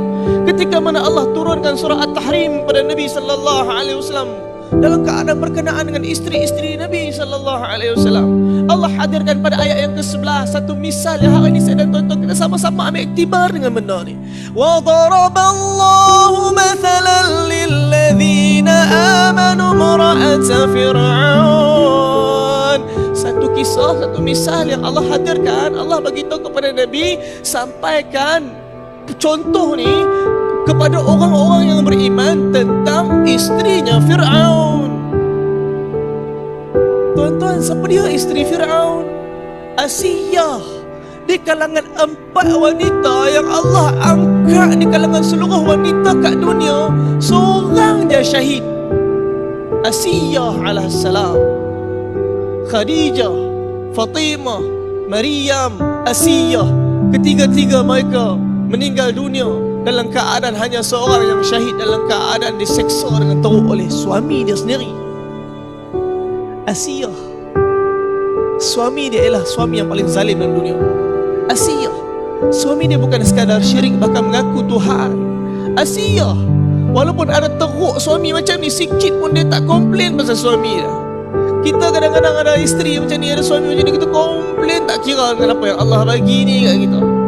Dalam keadaan kita lupa meletakkan syukur pada Allah. Satu keburukan yang dia buat, kita lupakan segala-gala kebaikan dia. Dalam keadaan Asiyah bencikan perbuatan Fir'aun, Asiyah dalam keadaan tak redha dengan apa yang Fir'aun buat, tetapi Asiyah tak jadikan masalah ni besar. Asiyah tak letakkan masalah ni masalah besar. Asiyah fokus hubungan dia dengan Allah Subhanahu wa taala. Tak kala Allah firman idz qalat, Asiyah apa yang dia kata, tak kala dia doa pada Allah dalam keadaan dia sikit pun tak terkesan dengan apa yang Fir'aun buat, dia kata Rabbi banili indak. Wahai Allah, wahai Tuhan aku, kau jadikan untuk aku, kau bina untuk aku di sisi Engkau baitan fil jannah, satu rumah dalam syurga ya Allah. Di saat dia disiksa oleh Fir'aun, di saat dia sedang susah, masa tu dia tak salahkan Fir'aun, dia tak salahkan siapa-siapa. Dia terus hati dengan Tuhan yang sedang melihat kesusahan dia. Dia tak komplain pasal anak-anak dia. Hari ni kita susah, kita komplain orang ni, kita komplain orang tu, kita komplain seolah-olah tak ada kebaikan yang diberikan oleh Allah Subhanahu wa taala. Allah nak kita balik hati kita pada Quran. Rindui syurga seperti mana mereka merindui syurga. Tak kala Asiyah kata Rabbi binili indaka baitan fil jannah, wahai Allah, bina untuk aku satu rumah di sisi Engkau dalam syurga. Kehidupan dia benar merindui kematian dia. Tak kala dia diambil nyawa dia, dia balik kepada Allah dengan kemuliaan. Tuan-tuan, sebab tu sabar sikit pun takkan menjatuhkan kita. Orang yang kalah berdebat, orang yang kalah dalam pergaduhan, dia bukan orang yang hina. Orang yang menjaga hati dia bersama hubungan dengan Allah, dialah orang yang Allah Ta'ala muliakan. Dalam keadaan mungkin kat dunia orang tengok dia bukan siapa-siapa, nampak teruk, nampak selekeh, tak ada apa, nampak. Wallahi, mereka ialah orang yang mengharapkan bantuan Allah bersama keasyikan kerinduan mereka pada Allah. Mereka tak pedulikan pandangan orang, tapi mereka pedulikan pandangan Allah. Sebab tu orang yang merindui nilai syurga, dia akan bawa orang lain untuk rindu juga syurga. Orang yang tengok muka dia, orang nampak kehebatan Allah dan negeri akhirat daripada dia. Kadang-kadang orang nampak kita dengan gah dunia, orang nampak kita dengan kehebatan apa yang kita ada dengan nama, tapi sebenarnya di sisi Allah kita bukan siapa-siapa. Kita takut macam tu, tuan-tuan. Semoga Allah Subhanahu wa taala hadirkan kepada kita seperti mana sifat orang-orang dulu. Nak sabar bukan senang. Wallahi, kesusahan itulah nikmat di akhir adalah syurga Allah Subhanahu wa taala. Saya nak tutup, sempat ke Ustaz nak tutup dengan satu, ya Allah, lebih Ustaz no? Satu sikit kisah sahabat. Saya tak ingat saya dah cerita kat tuan-tuan belum. Satu orang sahabat Nabi yang mana dia ni tak berapa dikenali, tapi anak dia sangat terkenal, Sayyidina Jabir bin Abdullah radhiyallahu taala anhuma. Satu orang perawi hadis, satu orang sahabat Nabi yang banyak meriwayatkan hadis. Ayah dia mungkin kita tak berapa kenal, Abdullah bin Amru al-Haram radhiyallahu taala anhu. Dia ikut Nabi peperangan Uhud. Dikala dia ikut berjuang bersama dengan Nabi, Jabir yang ada masa tu remaja lagi sibuk nak ikut sekali. Abdullah kata, Jabir, selagi mana ayah hidup ni, kamu jangan ikut. Kamu jaga adik-adik kakak-kakak kamu, ahli keluarga perempuan kamu. Sebab dalam keluarga kita Jabir seorang je lelaki. Di dalam peperangan Uhud, Jabir tak boleh nak ikut, ayah dia tak bagi. Ayah dia pun keluar berjuang di jalan Allah Subhanahu Wa Taala. Dalam keadaan perjuangan ni, di akhirnya Nabi balik. Bila Nabi SAW balik, yang nak sambut Nabi ketika tu ialah Sayyidina Jabir bin Abdullah radhiyallahu ta'ala anhu. Cari ayah dia tak ada, dan dapat berita ayah yang dia sayang dah meninggal dunia, dah syahid di jalan Allah Subhanahu Wa Taala. Sahabat halang daripada dia tengok ayah dia. Mereka tak mau bagi Jabir tengok, bukan sebab apa? Sebab ayah dia bukan sekadar syahid, tetapi muka ayah dia pun tak dapat dikenal pasti. Begitu teruk, hancur jenazah ayah dia. Kita kadang-kadang kalau anak kita meninggal, kita sedih. Kalau ayah kita meninggal, kita sedih. Tapi kalau anak kita, ayah kita, isteri kita, suami kita meninggal aksiden, kena gilih trailer, lagi sedih. Hancur, tak ada tinggal apa. Yang nampak tangan kat situ, kaki kat situ, berselerak tubuh badan kat tengah jalan. Kita kutik-kutik masuk dalam kain, kita tengok pun Allahu Akbar. Ini tangan yang dulu pegang aku, mandi aku ulang, tangan ni pun aku tak nak tengok hari ni. Hancur jasad jenazah dia. Ketika mana dibentangkan di depan Sayyidina Jabir bin Abdullah, Jabir mula-mula dihalang, tapi Jabir begitu dia nak sangat tengok, maka dilepaskan oleh para sahabat. Jabir itu bertahan hati dia. Dia tengok ayah dia, tak kala dia buka kain, keadaan itu menyebabkan air mata mengalir pada mata Sayyidina Jabir bin Abdullah radhiyallahu ta'ala anhuma. Nabi mai kat belakang, Nabi pegang bahu Jabir, Nabi cuba tenangkan hati Jabir. Nabi beritahu, wahai Jabir, kamu suka ataupun tak, ayah kamu telah pun syahid di jalan Allah Subhanahu Wa Taala. Cuma nak tak kamu tahu yang saat dan ketika nak ayah kamu sedang bersembang dengan Allah? Kamu nak tahu tak apa yang ayah kamu ditanya oleh Allah di saat dan ketika ni? Jabir tu pusing pada Nabi, kata, ya Rasulullah, apa yang sedang dipersembangkan ayah aku dengan Allah? Allah tanya pada ayah kamu, wahai Jabir, apa yang kamu nak hari ni, mintalah aku bagi. Wallahi itulah syurga, tuan-tuan. Apa yang kita nak, Allah akan penuhkan. Itulah syurga. Bukannya dunia ni. Dunia ni memang macam-macam kita nak. Tak dapat kita jam, kita frah, kita buat macam-macam. Nak juga dapat, kita tak reda. Tapi bila syurga, bila dibentang kepada Abdullah, wahai Abdullah, apa yang kamu nak hari ni, kamu minta. Tuan-tuan, mereka ialah kekasih Allah dan Rasul. Tak kalau dibentangkan permintaan ni, kalau saya tuan penat balik pula perhentian kata, so terheleh, so ya Allah, kedah pula dah Johor. Kita rasa kadang-kadang main macam tu, tapi kita tak ingat balik macam mana sahabat Nabi dulu. Dalam keadaan tak ada dalam kamus mereka penat untuk agama ni, tak ada dalam kamus mereka kecewa kerana agama ni. Jadi kalau Jabir radhiyallahu ta'ala anhu dengar ayah dia kata, wahai Allah, boleh tak hidupkan aku sekali lagi untuk aku syahid sekali lagi? Tuan-tuan, permintaan apa ni? Dia kata, wahai Allah, boleh tak hidupkan aku sekali lagi untuk aku syahid sekali lagi? Di kala tu Allah Subhanahu Wa Ta'ala balas balik, wahai Abdullah, ketetapan kami adalah ketetapan, minta benda lain. Kalau kita dah tak apa, tak boleh hidup lain, tak apa, minta benda ya Allah begitu. Tapi tak, mereka tetap dengan kerinduan mereka untuk tarik tangan manusia-manusia untuk balik dan dapat apa yang mereka dapat hari ini. Jabir Abdullah begitu, wahai Allah, kalau macam tu, kau sampaikan perkataan aku ni pada semua manusia sehingga hari kiamat. Sesungguhnya aku tak mati, aku sedang hidup di sisi Engkau, wahai Allah, sedang mendapat rezeki daripada Engkau. Allah turunkan kepada Nabi sallallahu alaihi wasallam, a'udzu billahi minasyaitonir rajim, wala tahsabannal ladzina qutilu fi sabilillahi amwata bal ahya'un 'inda rabbihim yurzaqun. Jangan kamu sangka orang yang mati syahid itu mati.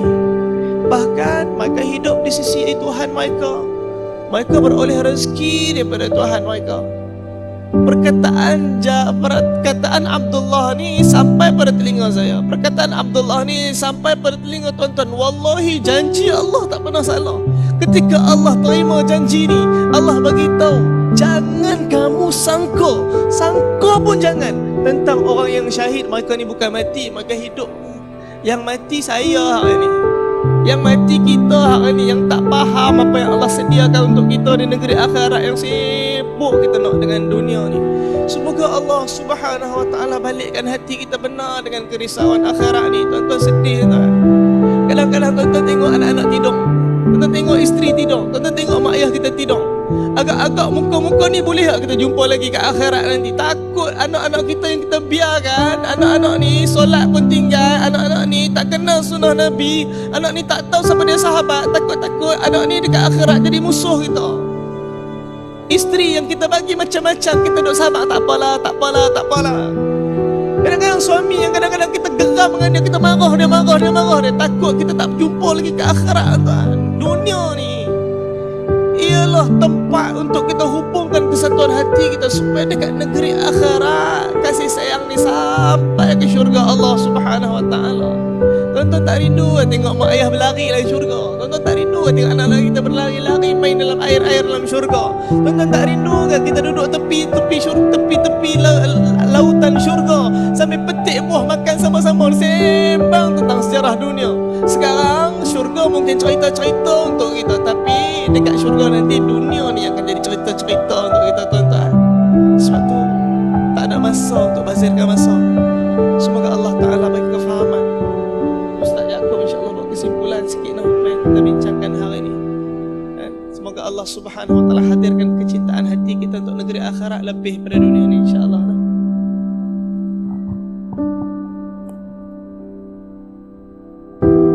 Baik, Alhamdulillah. Terima kasih banyak kepada Al-Fadhil Ustaz Syed Putra Haizah. Rasa tak dan wasu yang dia cakap tu tak sempat untuk kita dengar banyak benda, sepatutnya banyak lagi yang nak disampaikan, tapi masa mencemburui disebabkan kita ada pula makanan yang kita tuan pakai hak duk tepi tu tahu dah nak laju bagi keluar boleh makan tu. Saya pergi sosah belah kanan lagi penuh cepat lagi tengok. Tuan-tuan jangan, insya-Allah makanan cukup. Makanan cukup insya-Allah. Kalau tak cukup tuan tengok di belah tu medan kita ni ada lagi makanan, tapi hak tu kena bayarlah. Jadi insya-Allah ada keberkatan tuan-tuan majlis malam ni, Allah akan bagi, Allah akan cukupkan rezeki kita. Kita akan makan lebih kurang sekali lah habis lepas pada main isyak. Semoga Allah memberi hikmah. Baik tuan-tuan, tadi saya tertarik dengan apa yang disebut Ustaz Syed Putra berkaitan bila mana syurga ni di antara satu benda yang dunia ni kita usahakan. Bila mana disebut tentang Jabir bin Abdullah, ayah dia dan sebagainya. Kalau tuan-tuan balik, tuan-tuan baca dalam sirah berkaitan tentang perang Badar, ada 2 orang daripada kalangan pemuda ni, anak-anak muda yang hadir malam ni, insya-Allah jadikan ini sebagai satu pedoman cerita yang sangat baik untuk saya dan pemuda-pemuda sekalian. Ada 2 orang namanya yang pertama, Allahumma shalli ala Sayyidina Mu'az bin Amru bin bin Amru al-Jumah radhiyallahu anhuma, dan yang kedua Sayyidina Muawis bin Afra radhiyallahu anhuma. 2 orang sahabat ni ketika perang Badar pada tahun 2 Hijrah berlaku, depa ni umur 13 dengan 14 tahun. Kira baru form 1 form 2, baru lepas UPSR ni. Muda sangat-sangat, bahasa orang Kedah panggil muda telang tantang ni. Mudah sangat depa. Dan ketika mana Nabi nak buat selection perang Badar, Nabi nak pilih siapa yang nak menjadi ahli Badar yang nak pergi perang ni, bukan semua mengikut rodong ambil dah. Nabi buat selection, Nabi nak tengok siapa yang layak dan siapa yang tak layak pergi, dan siapa yang ada darurah, yang mungkin ada benda yang lebih besar dia nak kena jaga.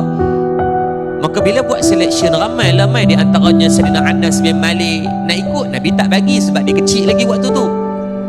Abdullah bin Amr bin As, anak Sayyidina Umar, nak pergi tapi tak boleh. Bila sampai kepada Sayyidina Mu'az bin Amr bin Al-Jumah dan juga Sayyidina Muawis bin Afra radhiyallahu anhum, ke atas mereka ni sampai kat gilang depa tuan-tuan, 2 orang ni bila duduk dalam baris, kita duduk dalam baris kan nak buat selection ni, depa sampai ginjat datang apa dah. Dia tui kaki tu. Jengkek. Dia sampai nak bagi nampak tinggi daripada umur 13-14 tahun, tapi nak bagi nampak tinggi ni dia tekan kaki nak bagi naik juga. Dan riwayat kata ketika mana mereka berperang ni, pedang mereka seret. Sebab kecil bila letak di tepi ni, dah mereka tu kecil, pedang ni sampai terseret, tapi mereka nak ikut juga. Nak juga. Nabi bila tengok keadaan Sayyidina Mu'az dan Sayyidina Mu'awis radhiyallahu anhuma, kedua orang ni, Nabi tak izin sebab Nabi kata kamu budak-budak lagi. Sayyidina Mu'az sampai kata, wahai Rasulullah, izinkan kami berperang denganmu ya Rasulullah. Mak ngayah kami suruh kami perang dengan kamu ya Rasulullah. Ya Rasulullah, kami nak berperang di jalan Islam ya Rasulullah. Kami nak kepada syahidan, ini namanya nak kepada syurga. Mereka tahu apa itu matlamat kehidupan mereka, nak mengejar kepada syurga. Dan ketika mana Nabi tak izin mula-mula mereka, Sayyidina Mu'az dan Sayyidina Mu'az kata, wahai Rasulullah, kami akan tunjukkan kemahiran kami berperang tu. Dia bergusti depan Nabi, tunjuk cara bermain pedang. Nabi kagum dengan kedua orang pemuda ni. Maka Nabi pilih dia pergi. Ketika mana hari nak berperang berhadapan dengan puak-puak musyrikin daripada Mekah, yang ketika tu di antaranya diketuai oleh Abu Jahal sendiri. Dan ketika tu jugalah Sayyidina Mu'az dan Sayyidina Mu'awis berada di sisi kiri dan kanan Abdurrahman Al-Auf radhiyallahu anhu. Tuan-tuan boleh bayang Abdurrahman Al-Auf ni nak berperang ni, nak depan tu ada 1000 orang musuh, Islam dah 313 ya. Nisbah 1 lawan 3 ni. Tiba-tiba Sayyidina Abdurrahman Al-Auf dia tengok kiri dan kanan, kedua-duanya adalah budak-budak. Bahasa kita panggil ni dia rasa goyang sikit lah. Tak takut nak perang ni, memang nak perang dah, dia tak nak bimbang apa. Tapi bila tengok kiri dengan kanan budak-budak, tuan-tuan, dia memikirkan sat lagi aku nak kena jaga daripada orang ni pula. Dalam keadaan dia sedang rasa tak apa nak sedap hati, musuh datang serang dia. Dan ketika tu dia melihat Sayyidina Mu'az dan Sayyidina Mu'awis, kedua-duanya membantu Abdurrahman Al-Auf menewas dan membunuh musuh tersebut. Terus mai rasa yakin. Dan tak kala dalam keadaan hati sedang dipujuk melihat kedua orang budak-budak ni, Sayyidina Mu'az dan Sayyidina Mu'awis Asy-Syahid ni, mereka tanya kepada, wahai pakcik, yang manakah dalam gerombolan musuh kita yang bernama Abu Jahal? Tunjukkan kepada kami. Kami bermusuh dengan beliau kerana dia bermusuh dengan baginda Nabi SAW. Terkejut Abdurrahman Al-Auf, tengok-tengok mereka ni pergi cari ayah dah kawasan terus, tak cari yang bawah-bawah ni, tiba nak berlawan, nak yang ganas terus ni. Abu Jahal tu keliling dia penuh dengan tentera-tentera yang nak berkawal jaga dia, termasuk Ikrimah, anak dia sendiri yang ketika tu belum masuk Islam. Bila mana Abdurrahman Al-Auf tunjuk kata tu Abu Jahal yang duduk di bawah pokok sekian-sekian yang dikelilingnya penuh dengan tentera yang kawal dia, Sayyidina Mu'az dan Sayyidina Mu'awis tanpa cakap banyak, kedua-dua meneru masuk. Dipendekkan cerita, mereka lah yang menjatuhkan Abu Jahal. Walaupun ketika tu Sayyidina Mu'awis syahid di tangan Ikrimah. Ikrimah ni anak, bila dia tengok pak dia jatuh, dia pergi terpa masuk dan dia bunuh Sayyidina Mu'awis. Dan ketika mana Abu Jahal dah jatuh tersembam dan pengsan, Sayyidina Mu'az lari pergi ke baginda Nabi SAW. Dia kata, wahai Rasulullah, kami dah tewahkan Abu Jahal. Maka terus Nabi perintahkan, riwayat kata Nabi perintahkan Abdullah bin Mas'ud radhiyallahu anhu pergi bunuh Abu Jahal. Tuan-tuan nak cerita kata apa, budak-budak di zaman Nabi pun rindu nak masuk syurga. Tapi tuan-tuan, kita hari ni rindu nak masuk syurga kan? Balik tanya diri sendiri kita, anak-anak kita pernah tanya nak masuk syurga ke tak? Lepas tu Ustaz kata kita duduk satu rumah tapi masing-masing otak fikir macam-macam kepentingan hidup yang tak pernah habis. Tak kala orang dulu, kalau kita tengok Sayyidina Hanzalah, seorang pemuda yang hari ni berkahwin, malam ni berkahwin, 3 malam dia tidur dengan isteri dia, esok paginya datang suruh jihad, dia tak dan nak mandi wajib, pergi perang terus. Tak heran lah. Kita hari ni kahwin 4 bulan tak nampak main masjid. Kita hari ni, bukan hari ni kahwin 20 tahun lah, tak main lagi pada juga. Allah, tuan-tuan, malunya kita berhajat kepada syurga kalau inilah keadaan hidup kita. Sebab tu tuan-tuan rahmati Allah, hari ni kita cek balik anak-anak muda kita, berapa ramai yang mereka nak syurga macam kita nak, tetapi kehidupan mereka bersalahan dengan apa yang Allah perintahkan, yang Nabi nak untuk kita ikut. Saat kita duduk dalam masjid malam ni, tuan-tuan kita duduk ni i'tikaf, tuan-tuan duduk tunggu nak sembahyang isyak, kita duduk tunggu sekali lagi nak jamuh makanan yang halal. Tapi tuan-tuan tahu tak berapa ramai anak muda kita yang duduk di kawasan Kedah sedang berzina? Tuan-tuan pergi tanya saat anak-anak muda kita ni nak masuk syurga ke tidak? Mereka nak syurga yang macam tuan-tuan nak, yang saya nak. Tak kala kita membincangkan di antara benda halal dan benda haram, kita nak fikir nak makan benda halal sekali lagi, ada anak-anak muda kita yang sedang menegur arak. Tuan-tuan, apa usaha kita nak bawa mereka juga masuk ke dalam syurga? Ni tak kala kita duduk dalam masjid membincangkan soal hukum, kita membincangkan soal halal dan haram, kita membincangkan soal syurga, kita membincangkan soal dahsyatnya neraka, kita membincang soal dahsyatnya apa yang Allah sediakan azab buat orang yang melakukan dosa. Tuan-tuan tahu tak berapa ramai orang sedang terlibat dengan judi? Tuan-tuan, banyaknya kerja yang kita kena buat hari ni. Bukan sekadar hari ni kita mai semayang, balik semayang, dah banyak lagi. Yang hari ni tuan-tuan, kalaulah tuan-tuan kita tak korbankan masa kita, saya ramai anak-anak muda kita, ramai kaum masyarakat kita yang mereka akan mati dalam keadaan tidak kenal Allah. Mereka akan mati dalam keadaan jauh daripada rahmat Allah. Mereka akan mati dalam keadaan nanti di padang mahsyar. Tuan-tuan tengok muka mereka duk kena azab, tuan-tuan nak rasa apa? Kita kenal mereka ni, sayang kat mereka, kasih kat kita. Kita duduk dalam bisnes, tuan-tuan berapa ramai kawan kita yang perlu kita bantu. Tuan-tuan ingat saja Allah nak letak kita duduk dalam environment yang macam tu. Di tempat kerja kita kenal kawan kita yang tak semayang, tuan-tuan cari jalan macam mana nak ajak dia semayang. Tuan-tuan duduk dalam tempat kerja, tuan-tuan dalam company, bisnes, tuan-tuan ada kawan-kawan daripada environment kita, daripada circle kita tu yang terima rasuah, yang terlibat dengan harta riba. Tuan-tuan cari kaedah, walaupun kita bukan ustaz, kita bukan ustazah, apa benda yang aku boleh bantu dia? Apa salahnya tuan-tuan sekali-sekala tuan-tuan naik kereta dengan dia, tuan-tuan bawa CD, tinggallah kereta dia, tak payah duk abang, tak apa, bila-bila mungkin dia dengar. Atau sekali-sekala tuan-tuan mulakan hantar mesej-mesej baik dekat dia, video-video yang baik-baik, janganlah terus pada straight to the point. Tuan-tuan kono dulu, hantar video hari ni ustaz sekian-sekian, kita mungkin dia suka dengan Ustaz Zaidrus ke Ustaz Kazim ke, tak kisahlah yang sesuai dengan cita rasa dia, kita hantar je lawak-lawak dulu. Dia seronok, besok kita hantar lagi sekali video yang lain, sikit yang lain, 3-4 kali kita hantar, dia dah mangli dah sikit, baru hantar puan dia, kita nak tegur dia.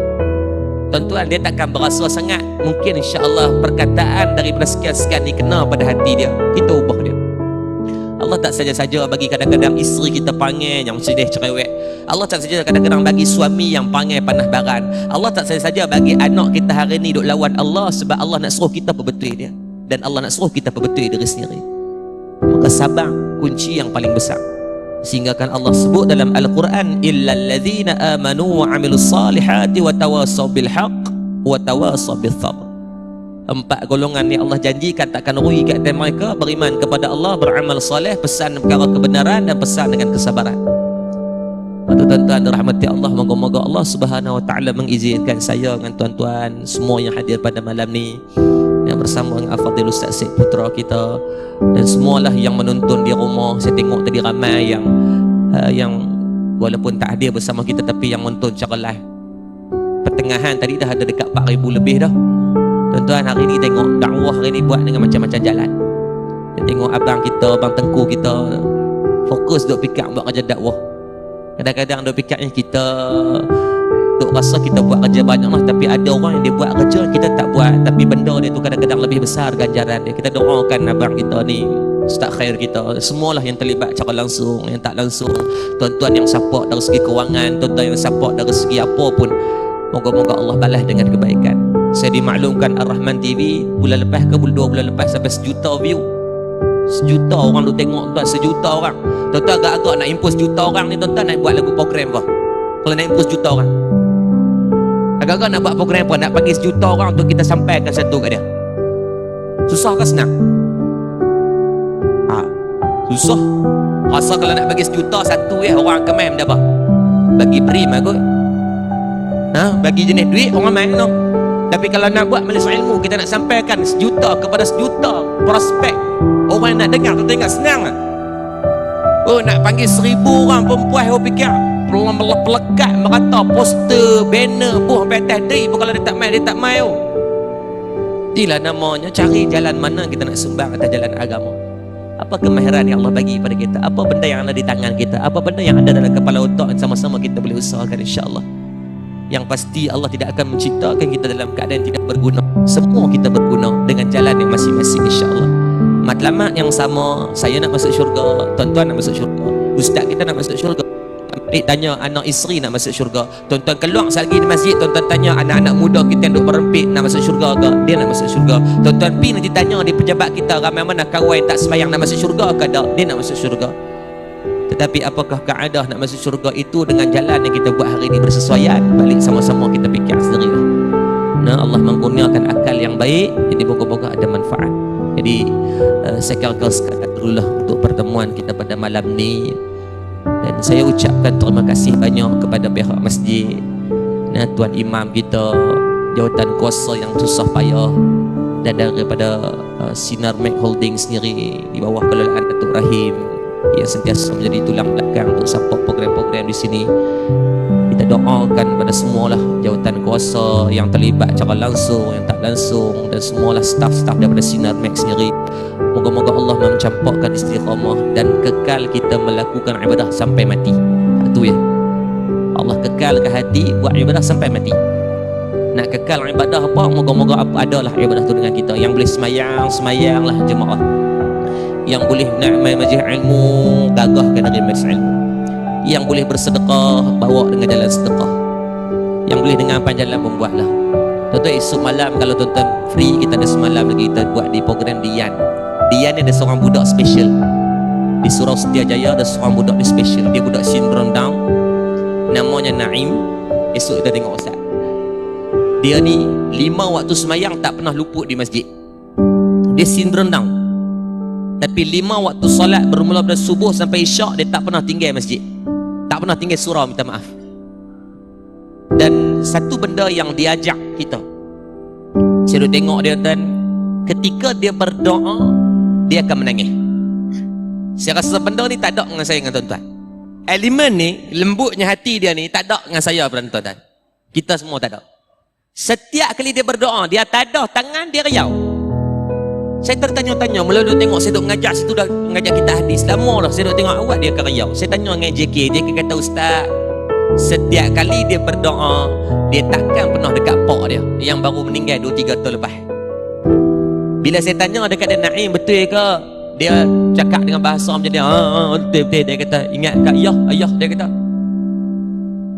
Tuan-tuan, kalau ada kelapangan esok bawa pergi. Tuan-tuan tak pergi dengar forum kami, tak apa, tuan-tuan pergi jumpa dengan dia. Dia ni ahli syurga ni, yang Allah turunkan dia di atas muka bumi duduk dengan kita. Sebab Allah janji dah, orang yang tak ada kesempurnaan akal, mereka ada kekurangan atas dunia, mereka atas dunia kita, mereka pemegang kad OKU, orang kelainan upaya, tapi di sana nanti mereka memegang kad yang dijanjikan syurga ke atas mereka yang kita tak ada. Setiap kali dia masuk dalam surau, benda pertama dia buat yang saya dan tuan-tuan tak buat, dia akan pastikan dia sedekah dan tabung. Banyak mana tak, yang mana dalam poket yang tu dia akan sedekah, kita tak buat. Dan dia tak kira siapa-siapa, baju politik kala apa, dia tak kira hang ni background apa, dia akan salam dengan semua orang. Kita dah, kita belagak. Hak yang kali lain sikit yang kita sombong sikit lah. Yang muda sikit pada kita ataupun yang kita nampak panggil tak apa kenal dengan kita takkan pirai dia. Tuan-tuan, ni kita. Dan terkadang kita kena fikir, siapa yang sempurna akal dan siapa yang tak sempurna akal? Kita ke dia? Ada kelapangan tetapi esok jumpa dengan dia. Dia setiap kali ada di surau.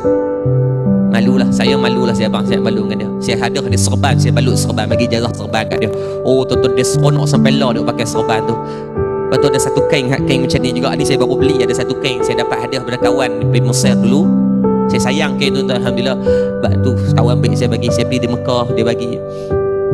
Bila jumpa dengan dia, saya bagi dia kain tu. Tuan-tuan, hari ni dia istiqamah pergi mana dia bawa kain tu, seronok saya tengok. Allahu Akbar. Moga-moga kain tu jadi saksi depan Allah. Tak apa, sebab dia buat ibadah, Allah takkan tolak ibadah orang macam ni. Walaupun akal tak sempurna, tapi ikhlas dia lebih pada kita. Jadi ni orang yang confirm masuk syurga. Tuan-tuan cari orang-orang macam ni, minta dia berdoa kat kita. Lalu tepi jalan tengok orang-orang gila duk jalan kan, tuan-tuan beli makanan bagi dekat dia, tuan-tuan minta doa kat dia. Tuan-tuan lalu pagi-pagi tengok orang susah duk buat kerja, tuan-tuan beli satu bagi dekat dia, minta doa kat mereka ni. Orang yang terzalim, Allah makbulkan doa mereka. Moga asbab doa-doa macam ni kita masuk syurga nanti insya-Allah. Nah, jadi sekadar tu dulu. Jadi kita ustaz ada beberapa benda dan kita minta tutup dengan doa Jadi saya mewakili pihak masjid dan semua mohon maaf zahir dan batin ya, kalau mungkin sepanjang daripada pertemuan kita selama beberapa bulan dah terkasar bahasa, tertinggi suara, terkata mana pihak itu kelemahan yang anda lakukan, dan moga-moga Allah Subhanahu wa taala merapatkan kembali ukhuwah sesama kita. Buanglah sikit-sikit benda yang salah faham dan sebagainya tu. Kita sendiri pun tak sempurna dengan mengharapkan orang lain sempurna. Kita pakat-pakat perbaiki, perkemah yang mana yang elok. Buanglah benda-benda sifat-sifat kebencian yang tak perlu ada ni. Kita takut wattahasud hatta yakuna al-baghyu, yang Allah haramkan kita masuk syurga asbab daripada benda macam ni. Matlamat yang sama nak masuk syurga. Nak masuk dengan jalan macam mana, carilah, ikhtiarlah. Nak buat dengan jalan apa, carilah. Moga Allah Subhanahu wa taala membenarkan perkataan benda tersebut insya-Allah. Jadi saya terus serah kepada Al-Fadhil Ustaz untuk sikit ni dan pengumuman insya-Allah dengan bacaan doa.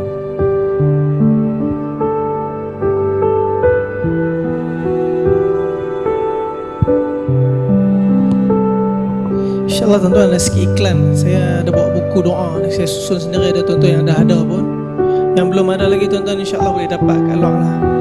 Dan saya himpunkan banyaklah daripada doa, daripada sunnah-sunnah Nabi SAW untuk sama-sama kita sempurnakan daripada kehidupan kita. Salah satunya ialah daripada kitab Durrul Manthur. Satu doa yang Sayyidina Abu Bakar radhiyallahu ta'ala anhu sentiasa amalkan, sehingga ibu bapa dia, anak-anak dia, saudara-saudara dia semua peluk Islam. Dan doa ni juga diajarkan oleh Sayyidina Talhah bin Ubaidillah radhiyallahu ta'ala anhu kepada Abu Mashar rahmatullah alaih. Tak kala Abu Mashar mengadu kat dia pasal anak-anak dia, pasal anak dia yang macam mana nak didik ni, pening kepala. Jadi Talhah kata, bacalah doa ni, insya-Allah Allah akan islahkan anak kamu dan seluruh ahli keluarga kamu. Sama-sama tuan-tuan, kita sama amalkan. Saya pesan untuk diri saya, walaupun belum istiqamah lagi ni, kita pesan sama-sama kita amalkan satu doa yang Allah Subhanahu wa taala hadirkan dalam surah Al-Ahqaf ayat 15. Rabbi auzi'ni an ashkura ni'mataka allati an'amta 'alayya wa 'ala walidayya wa an a'mala salihan tardahu wa aslih li fi zurriyyati wa inni tubtu ilaika wa inni minal muslimin. Satu doa yang Abu Bakar amalkan, Talhah amalkan, Abu Mashar amalkan. Hari ini kita nak belajar sama-sama amalkan doa ni. Semoga Allah Ta'ala jadikan keluarga kita seluruhnya di kalangan orang-orang yang hampir dengan Allah Subhanahu Wa Ta'ala. Banyaklah doa-doa yang lain tuan-tuan, boleh pergi tengok dulu buku ni, ambil tengoklah dulu dekat luar sana nanti insya-Allah. Dan sahabat saya ni Tokeh Sambung, orang Sungai Petani ya, tapi duduk dengan saya dekat KL. Jadi tuan-tuan yang ada apa nama ni, semua daripada Allah Subhanahu Wa Ta'ala. Antara asbab dia tuan-tuan boleh ikhtiar, dia ada bawa sarang burung dia yang dicampur dengan madu. Biasa orang Melayu dia jarang sikit makan sarang burung sebab mahal. Yang rajin makan orang Cina sarang burung ni. Tapi kita pun tahu banyak manfaat dia, asbab yang Allah letakkan pada dia. Siapa-siapa tuan-tuan ada lemah lutut, yang sakit lutut, lepas tu yang ada apa nama ni, asma, kalau perempuan ada ovarian cyst, kita boleh ikhtiar lah, jumpa dengan sahabat saya, cuba tanya dia punya sikit apa kelebihan-kelebihan makan pada sarang burung ni. Kita cuma ikhtiar dan seluruhnya daripada Allah Subhanahu Wa Ta'ala. Semoga apa yang baik yang kami kongsikan hari ini jadi asbab iktibar, manfaat untuk sama-sama saya yang bercakap ni, kami yang bercakap ni amalkan, dan sama-sama kita sampaikan pada orang yang tak hadir insya-Allah. Kita sama-sama doa insya-Allah semoga asbab beramin tuan-tuan, puan-puan. Allah Ta'ala terima doa kita malam ini. Bismillahirrahmanirrahim. Alhamdulillahi Rabbil Alamin.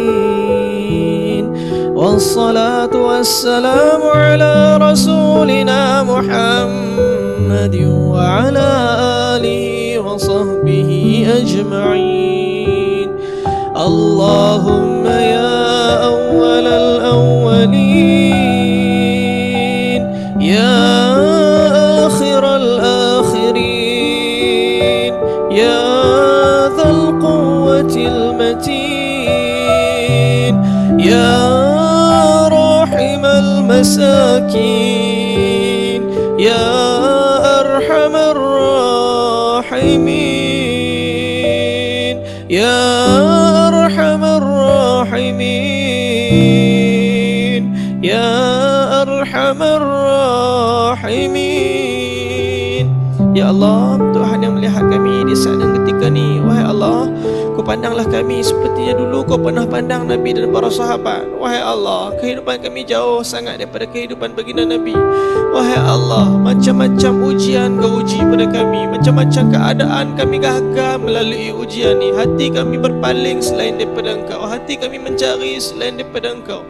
Kami kecewa dengan macam-macam ujian yang sepatutnya asbab tu kami dekat dengan Engkau. Wahai Allah, tolong ampunkan kami daripada perkataan-perkataan kami yang silap. Wahai Allah, tolong ampunkan kami daripada keputusan-keputusan kami yang silap. Wahai Allah, Tuhan yang menciptakan kami dengan kebaikan, tolonglah bagi kami lalu kehidupan ini seperti mana langkahan kaki Nabi. Wahai Allah, kami rindukan kekasih kami ini yang hari-hari kami duk baca kisah dia, kami duk dengar kisah dia. Kadang-kadang kami terbayang macam mana rupa dia. Anak-anak dia dikorbankan untuk agama ni, satu persatu mati depan dia, kecuali seorang anak dia yang sempat meninggal kewafatan dia. Wahai Allah, tolonglah untuk kau satukan kami dengan baginda Nabi sallallahu alaihi wasallam dekat akhirat. Kami ni kalau kami bentangkan amal kami kat depan kau nanti, wahai Allah, demi Engkau kami tak tahu apa dia amal kami yang layak untuk kami bentangkan. Kami takut tak ada amal pun yang benar untuk kami bentangkan. Banyak amalan kami yang salah, wahai Allah. Banyak perkara yang tak kalau kau uji kami, terlari segala niat kami, habis segala perkara kami paling kepada kehendak dunia ni. Kami nak hati kami dipuaskan, kami nak keduniaan kami diuruskan, kami lupa tentang kehidupan akhirat. Kami takut, wahai Allah, anak isteri yang kami sayang sangat atas dunia ni, mak ayah yang kami sayang atas dunia ni, adik-beradik yang kami sayang atas dunia ni, sahabat anda yang kami sayang kat atas dunia ni, tak kala nyawa ni terpisah daripada badan kami, bertemunya kami di akhirat nanti sebagai musuh. Wahai Allah,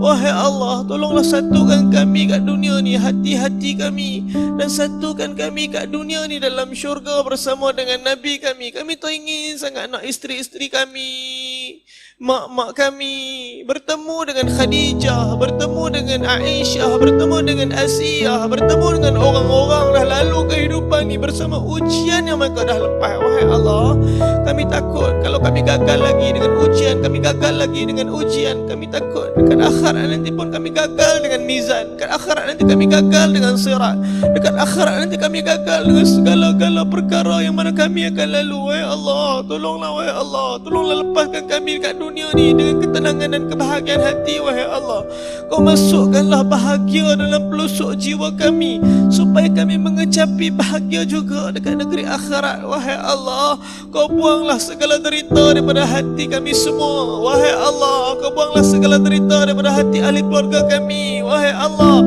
kau buanglah segala derita daripada hati umat ni. Wahai Allah, kau jadikanlah kami umat ni seluruhnya maksud hidup kami seperti mana maksud hidup Nabi sallallahu alaihi wasallam. Wahai Allah, apa dah jadi dengan kami hari ni? Orang bukan Islam masuk negara kami, maka nampak cantik tempat kami, tapi mereka tak nampak cantik agama ni. Wahai Allah, kami yang salah tak buat dakwah sungguh-sungguh, kami yang salah tak bangun menangis tengah malam, kami yang salah tak berkorban macam Nabi kami. Wahai Allah, kami takut, wahai Allah, mereka semua ni mati dalam keadaan tak kenal ke apa yang kami nak jawab depan Nabi kami. Bahkan agama ni, nyawa Nabi kami bagi untuk agama ni, habis segala harta Nabi kami bagi. Wahai Allah, hari ni kami nak belajar sikit-sikit ni, wahai Allah, untuk bagi semua ni untuk agama. Allahumma rzuqna juhdan Nabi sallallahu alaihi wasallam.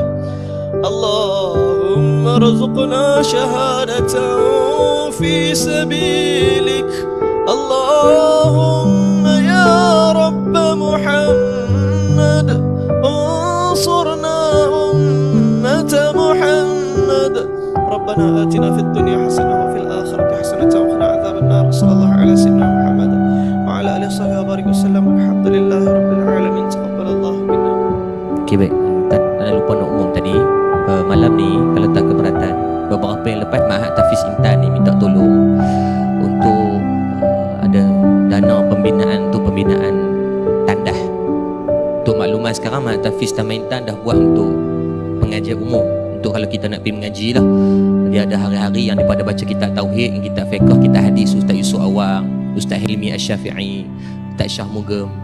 Jadi saya nak bantu dengan duit saya pun tak ada, macam tu lah. Boleh bantu dengan saya, tolong umum kat tuan-tuan yang mungkin nak berhajat malam ni, nak berwakaf ataupun nak sumbang yang dah bawa, boleh Kita minta sakit rezeki tolong lepas semayang, hampak sejadah sat kiri dan kanan. Moga-moga yang takat boleh bagi lah. Bubuh lah takat mana kita boleh. Yang tak ada pun tuan-tuan buat seluk poket, tertempuh buhung-buhung pun tak apa. Nampak pelik sangat, keluar kosong macam tu tuan-tuan. Jadi insyaAllah lah, yang mana ada kita di buku-buku apa yang kita bagi malam ni, Allah jadikan satu jambatan yang baik di akhirat untuk kita semua insyaAllah. Jadi asbab untuk kita masuk ke dalam syurga. Anak-anak ni mengaji Quran, mengapai hadis, kenal agama, diajar pula anak-anak kita nanti. Dan kebanyakan yang belajar di situ adalah anak-anak di kawasan kita ni, yang anak yatim, nak susah-susah ni. Yang tak bawa duit malam ni tak tahu tak boleh pergi bila-bila masa lah di Sungai Jagung tu kan. Moga Allah bagi manfaat. Assalamualaikum warahmatullahi wabarakatuh.